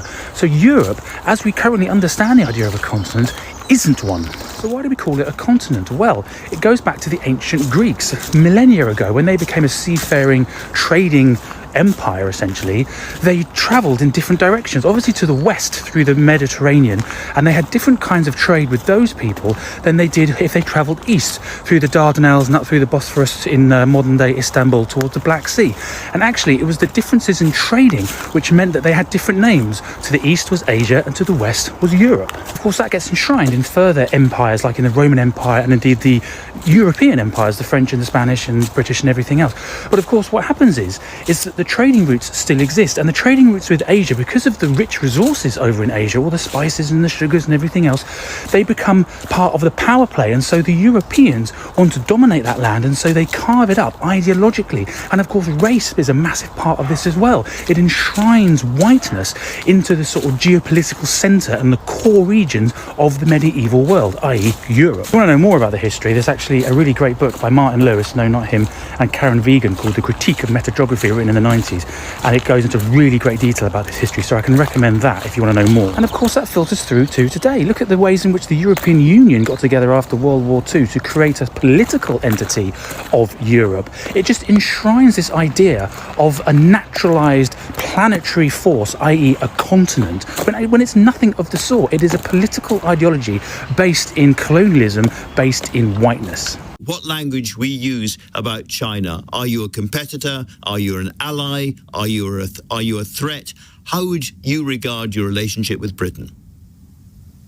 First of all, between China and Britain, from the Chinese perspective, Britain is not a rival, is not a competitor, it is not an enemy, is not an adversary. Britain is just an important country to get along with in peace and in friendship and for mutual benefit. Now, how Britain looks at China, it's up to the British government and people to decide. But I think it would be completely misguided for Britain to view China as an enemy or adversary or a competitor. What do China and Britain compete with? China is the largest manufacturer of automobiles. Competing with Britain? No. China is the largest exporter of EV cars and will lead the whole world in EV production. Is Britain a competitor? No. China will be the biggest and most important producer and R&D in terms of semiconductor in no time. Does that mean that China competes with Britain? No. China will be the leading nation in AI revolution. Is Britain a competitor? No. So I think British government should not overestimate its impact on the global scene and view Britain as a rival of China. China is not. China is a fact. China is a megatrend for Britain to live with and get along with. Let's make peace. Do you accept that Britain still has a role in Hong Kong as a guarantor of that agreement, which was originally signed by both China and the United Kingdom? There would be one state, two systems until the year 2047. There may be people in London who want to stick to that interpretation. However, if you really read the joint declaration, everything terminates at the time when Britain handed over the sovereignty back to China at midnight, June 30th, 1997. After 1997, Britain is just like any other country in the world in its relations with Hong Kong or in its relations regarding the one country, two system principle. Let me get this clear then. The joint declaration is dead, correct? No, the joint declaration terminated when the British government handed over the sovereignty back to China midnight June the 30th, 1997. This is not how 2 million people on the streets of Hong Kong see it. It's not how the British government sees it. What do you say when the British government says there are going to be serious consequences if Beijing doesn't accept Britain's right to have a say in this? No, first of all, I think whatever the Foreign Secretary of the United Kingdom said in terms of bad consequences is purely bluffing. I believe between China and the United Kingdom, for example, the United Kingdom is no position to bluff against China and force China to kowtow to Britain. Those years and that historical period had passed by forever, and United Kingdom can better serve its own interest and serve the fundamental interests of the British people if it deals with China with respect, with dignity, with equality, and with decency. If anyone in Britain thinks that the Chinese government or the authorities at large would have any interest in hacking into the British politicians' accounts to gain information, I think that allegation is ludicrous. And if anyone in the Chinese government or authorities want to do that, it's completely out of their mind. The British security services have spent 2 years or more looking at these allegations. Clearly somebody was hacking into the MPs' accounts and indeed into the Electoral Commission. So if it wasn't China, then who could it have been? I would say China is fully engaged in so many things domestically, as well as in dealing with the headwind in the international arena, and no one has any additional bandwidth to care about the domestic elections in Britain. Bon, alors pourquoi vous me faites dire ça? Donc, moi je vous dis, tout le monde se bat. Vous avez vécu quelque chose de terrible. Tout le monde se bat, quelle que soit la couleur de peau. Et n'opposez pas les gens. N'opposez pas les gens. Si vous opposez les gens, on est foutus. Parce que vous êtes contents d'être en France. Parce que si c'était pas la France, pour vous dire, vous seriez 10 000 fois plus dans la merde. Il n'y a pas un endroit de l'océan Indien où on aide autant les gens. C'est la réalité. Et donc, on ne peut pas vouloir être un département français et dire que ça ne marche pas dès que la France est en solidarité. Quel est l'autre territoire de cette région comme ailleurs qui livre de l'eau, du fret, des soignants comme on le fait ici? Alors il faut que tout le monde se respecte. Mais bon sang, on tiendra jusqu'au bout si on est une équipe. Et donc vous avez un choix simple. Vous êtes une équipe ou vous divisez. Macron is losing his foothold on French territories around Africa, African countries, the islands. We are done with Macron, right? He's going to be the last person to figure out because he's really struggling. But deep down, I already know that he knows that he's losing control. And we love it. If you're an African, we have been waiting for years to see the demise of France, okay? France has done nothing but destruction. Listen, this is not pitting colonizers against colonizers and stuff like that, but go look at France's history. France is nasty, okay? And then they leave the French language till this day, and then they don't want to remove it. And when those people are saying, hey, we want to speak our own local language, he fights it. He says French is going to be the language speaked in all these in African countries, because he has this colonizer dream. It hasn't ended, right? Because his ancestors back in 1843, when they took over Comoros and they took over this Mayotte island, well, Comoros got its independence earlier, but he still has a foothold on Mayotte. He won't let it go. So much so that now that Mayotte has had a cyclone, this is how much meltdown it has. Well, then why do you, I'm telling you, everyone's struggling. You've been through something terrible. Everyone's struggling, regardless of color, regardless of skin color. Don't pit people against each other, don't pit people against each other. If you don't pit people against each other because you're happy to be part of France, because if it weren't for France, you'd be 10,000 times more in deep shit. Without France, This man is in the mix of these people and is telling them without friends they would be shit. This man needs to go. Not only does he need to go, they all need to go and get out of Africa. For reference, I want to show you this Mayotte people, right? Their French territory that Macron acts like it's not about color, it's not about color. So in this place, right, you have a lot of Bantu people in Mayotte. I don't know how to pronounce it, guys. That's surrounded by Comoros, right? In those areas, you have Malagasy people, which are Malaysian and Madagascan, and then you have Bantu. But don't sleep, okay? Arabs, Islam has been through there because a great majority of them are also Islam, okay? So here we are. And these people are still trapped, and Macron can stand in front of a crowd of these people and tell them that they ain't shit without friends. The same friends who's taking their resources, who's taking from them, does not give them any fair trade and equal trade to nothing. We are so sick of white colonizers in Africa. I don't even know how to begin. In Belgium, you are next. Danko. The government of Mali has dropped French names assigned to roads, squares, and other public facilities in the capital, Bamako. Mali said on Wednesday, December 18th, that the move decolonizes the minds of the Malian people, removes monuments in honor of the colonizer, and ensures a return to national identity. Mali now joins its Sahel neighbors, Burkina Faso and Niger, in dropping French names assigned to public facilities in the countries. In a decree signed by Mali's transitional president, General Assimi Goïta, the street named after West African regional bloc ECOWAS has also been renamed the Alliance of Sahel States AES Avenue. AES is a three-member confederation comprising Mali, Niger, and Burkina Faso.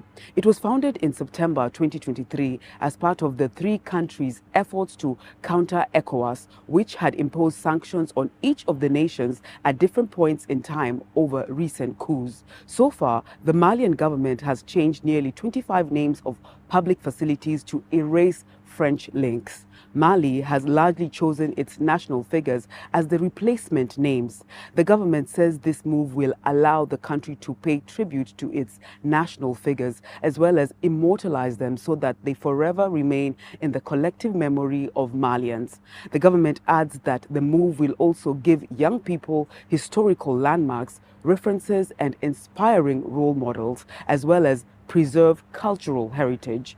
Mali also says that its decision would help restore and rehabilitate our history and the figures who distinguished themselves through their great deeds. Mali, which is Africa's second largest gold producer behind Ghana, got independence from France in 1960 after nearly 70 years of being under French rule.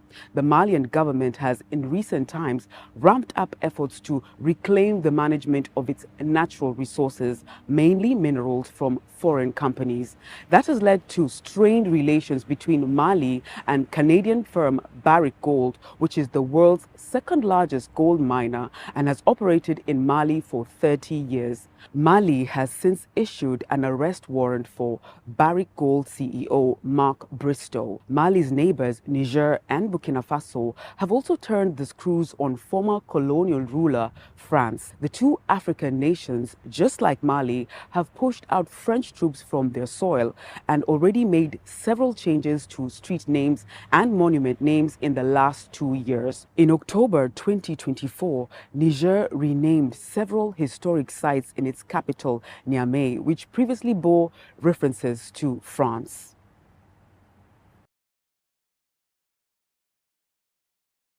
Let's look at France. It's had another setback, this time in Central Africa. Yesterday, it lost its last remaining base in the Sahel region. It has been asked to get out of Chad. Chad is a country in Central Africa. It was once a French colony, like a lot of other African nations. Chad became autonomous on 28 November 1958, and it became fully independent 2 years later in 1960. But the 28th of November is still a special date in Chad. It marks an important step towards freedom. which is why Chad chose yesterday, the 28th of November, to break with France again. Their government put out this notice. It terminated a defense agreement. The agreement allowed France to deploy troops in Chad. But now Chad has torn it up, which means French troops deployed there will have to leave. There are 1,000 French soldiers deployed here. They will have to start packing up soon. But how did this happen? What led to this? Look at the timing. The French foreign minister has just concluded his visit to Chad. He met with Chad's president, Mohamed Deby. We don't know what they discussed, but right after that meeting, Chad tore up the defense pact. Their foreign minister said, and I'm quoting,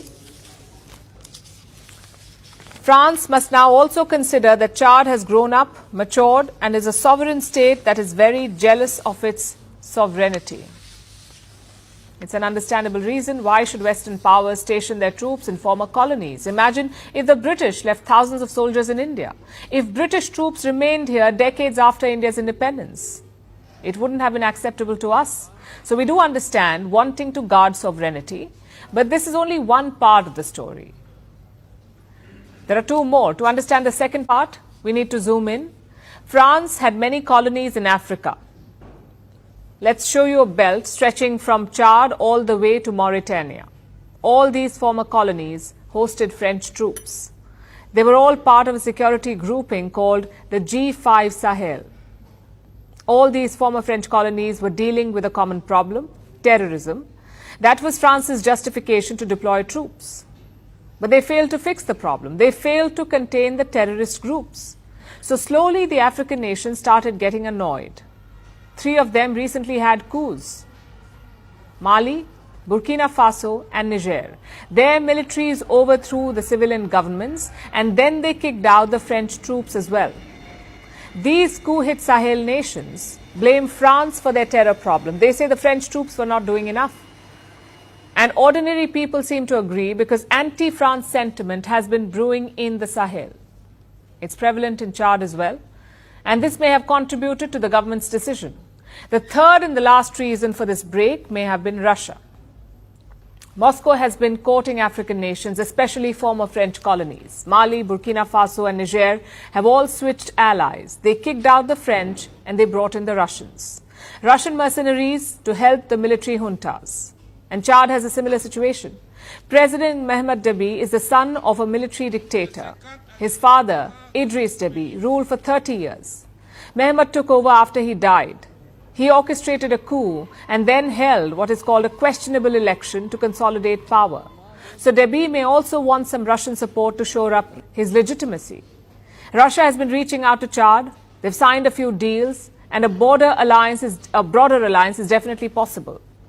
All these factors have influenced Chad's latest move: the desire for sovereignty, the anti-France sentiment, and the desire for Russian support. Chad was France's last stronghold in the Sahel. Now it has fallen.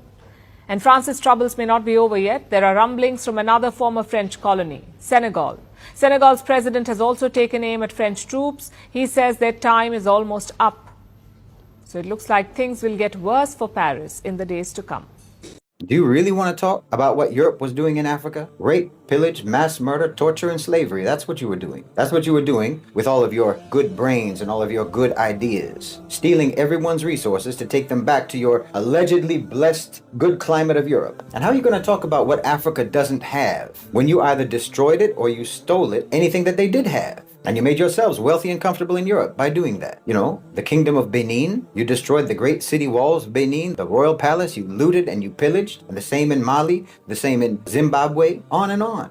You destroy everyone else's stuff and then brag about being the only one who has stuff. You know, it bewilders me. Every argument that Westerners make to substantiate their claim that their so-called civilization is superior, every argument is materialistic. We have nice things. We invented all the technology of the modern world and so on. You don't realize that when you make that argument to the global south, well, we're living in the background where all that technology comes from. It comes from our minerals, our rare earths, our mines, our ravaged environments, and our subjugated labor. We're living in the part of the Apple logo where the bite is. So that doesn't impress anyone in Africa or Asia Asia or Latin America, you have nice stuff. Yeah, we know how you got it. We know how you got it. And it wasn't by brilliance, it was by brutality. It was then and it is now. So you should really stop using that argument. It's self-incriminating. Burkina Faso to withdraw mining permits from foreign companies and will seek to produce more of its own gold. We know how to mine our own gold, and I don't understand why we're going to let multinationals come and mine it. My thoughts on this? The country of Burkina Faso recently had a Marxist revolution. The prime minister they chose literally said that he's following the path of Thomas Sankara. He kept his word by kicking out the French colonialists from the country, and his ideology by kicking out foreign billionaires. And like his ideological predecessors, he stays absolutely revolutionary dripped out.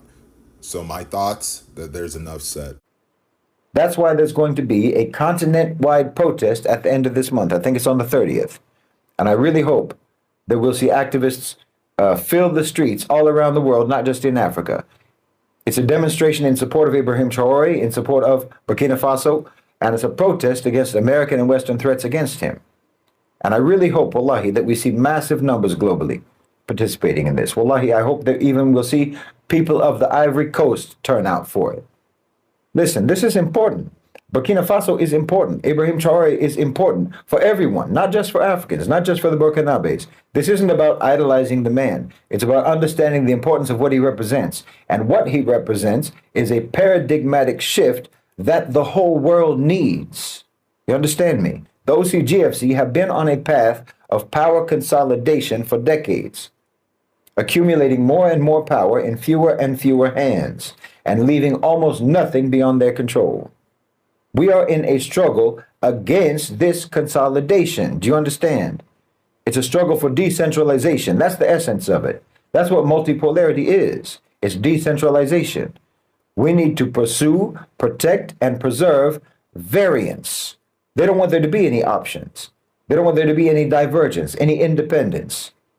But see, they built their power structure initially on the assumption that American power would last forever. Now they're understanding that they have to recalibrate. They need to transition. It's like they built one of those Jenga towers on a kitchen table, and now they have to relocate it. They have to move that tower all the way across town without it falling apart. Because now you have to move to the global south. It's a completely different terrain than what they're used to. So they're going to try to eliminate as many variables as they can to try to manage this transition so they come out on the top. Because they don't want their tower to fall apart. But if their tower falls apart, that is liberatory for everyone on this planet. Burkina Faso, as I say, represents decentralization. It represents variance. It represents a threat to the power consolidation. They see Ibrahim Traoré as a glitch in their system, but their system is a virus on humanity. Burkina Faso represents not only the promise of African liberation, but liberation for all of us. And the instinct for liberation is not a bug in the human software. It's a feature. So everyone should do whatever they can, and we should all do all we can to try to defend and protect Ibrahim Traoré. Because wallahi, this is a matter of self-defense. Ibrahim Traoré isn't simply a political figure. He's a turning point. The continent is rising, but you wouldn't know about that because Western mass media only cares about Africans when they're suffering. Setting aside that shade on our morality, Burkina Faso is becoming a shining example for Africans everywhere. And it's all because of a man named Ibrahim Traoré.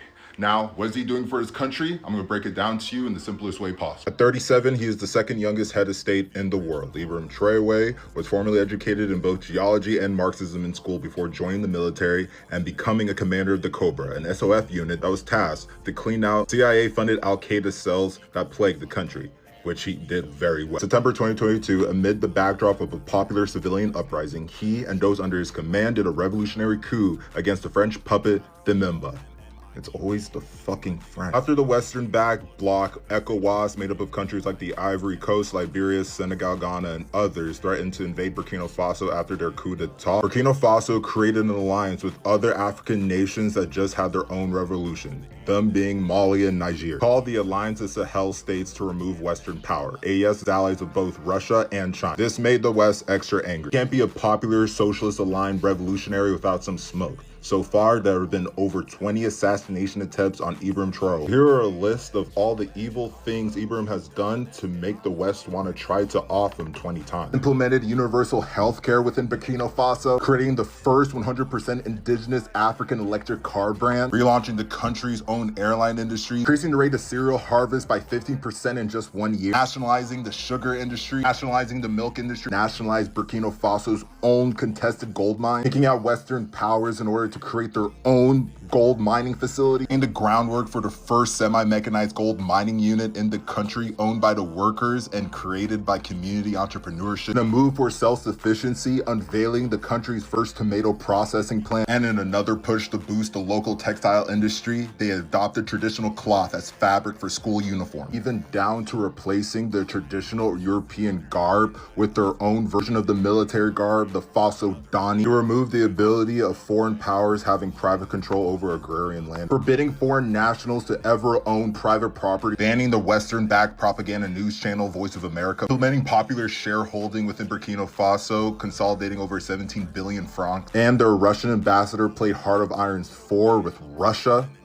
increasing workers' salaries by 50%, and himself refusing to accept the presidential salary. But the West can't have that. Besides the assassination attempts, the West funds many jihadist groups within the nation that seek to destabilize the country. But because of the Alliance of Sahel States, this is being curbed tremendously. Now, Ibrahim has not openly said that he is a socialist because the West has a mental health deficiency and would go nuts over that fact. But the Alliance of Sahel States did send a delegation to Cuba, and they have been shouted out by the Communist Party of Kenya, plus removing all imperial and neo-colonial forces within the country. And some of the top leaders in the administration all have socialist organizing background. And he has quoted Che Guevara and made an alliance with Nicaragua, Venezuela, and Cuba. And despite what the misinformation bots and the ultras might say, in order for Burkina Faso to even be socialist, they need to develop their industry first. You need capitalism before you can get to socialism. And the prime minister you chose did say, I have already said that Burkina Faso cannot be developed outside the line drawn by Thomas Sankara. Thomas Sankara is one of Africa's most famous communist revolutionaries, and he did many evil commie things like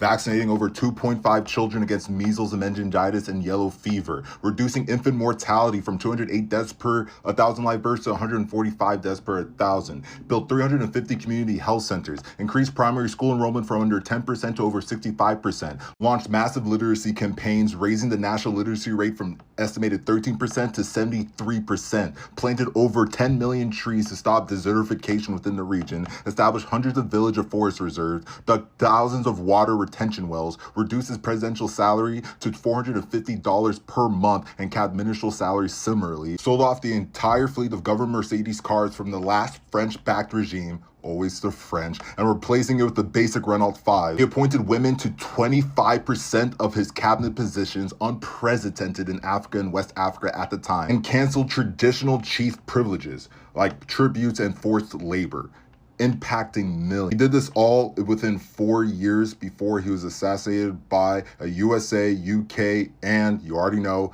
French-backed coup d'etat, ending his life. My favorite quotes from him: there is no true social revolution without the liberation of women. My eyes never see and my feet never take me into a society where half the people are held in silence. I hear the roar of women's silence. I sense the rumble of their storm and feel the fury of their revolt. And that's pretty much what's going on in Burkina Faso. Oh, by the way, Ibrahim does not speak English. He speaks strictly French. So if you see any videos of him making speeches in English, it's most definitely AI. Watch out for that. But he does have some of my favorite quotes. We will never bend our backs in the face of adversity. We will stand firm until our peoples are truly emancipated. With you, we are certain that victory over the forces of evil is at hand. Together, in solidarity, we will defeat imperialism and neocolonialism for a free, dignified, and sovereign Africa.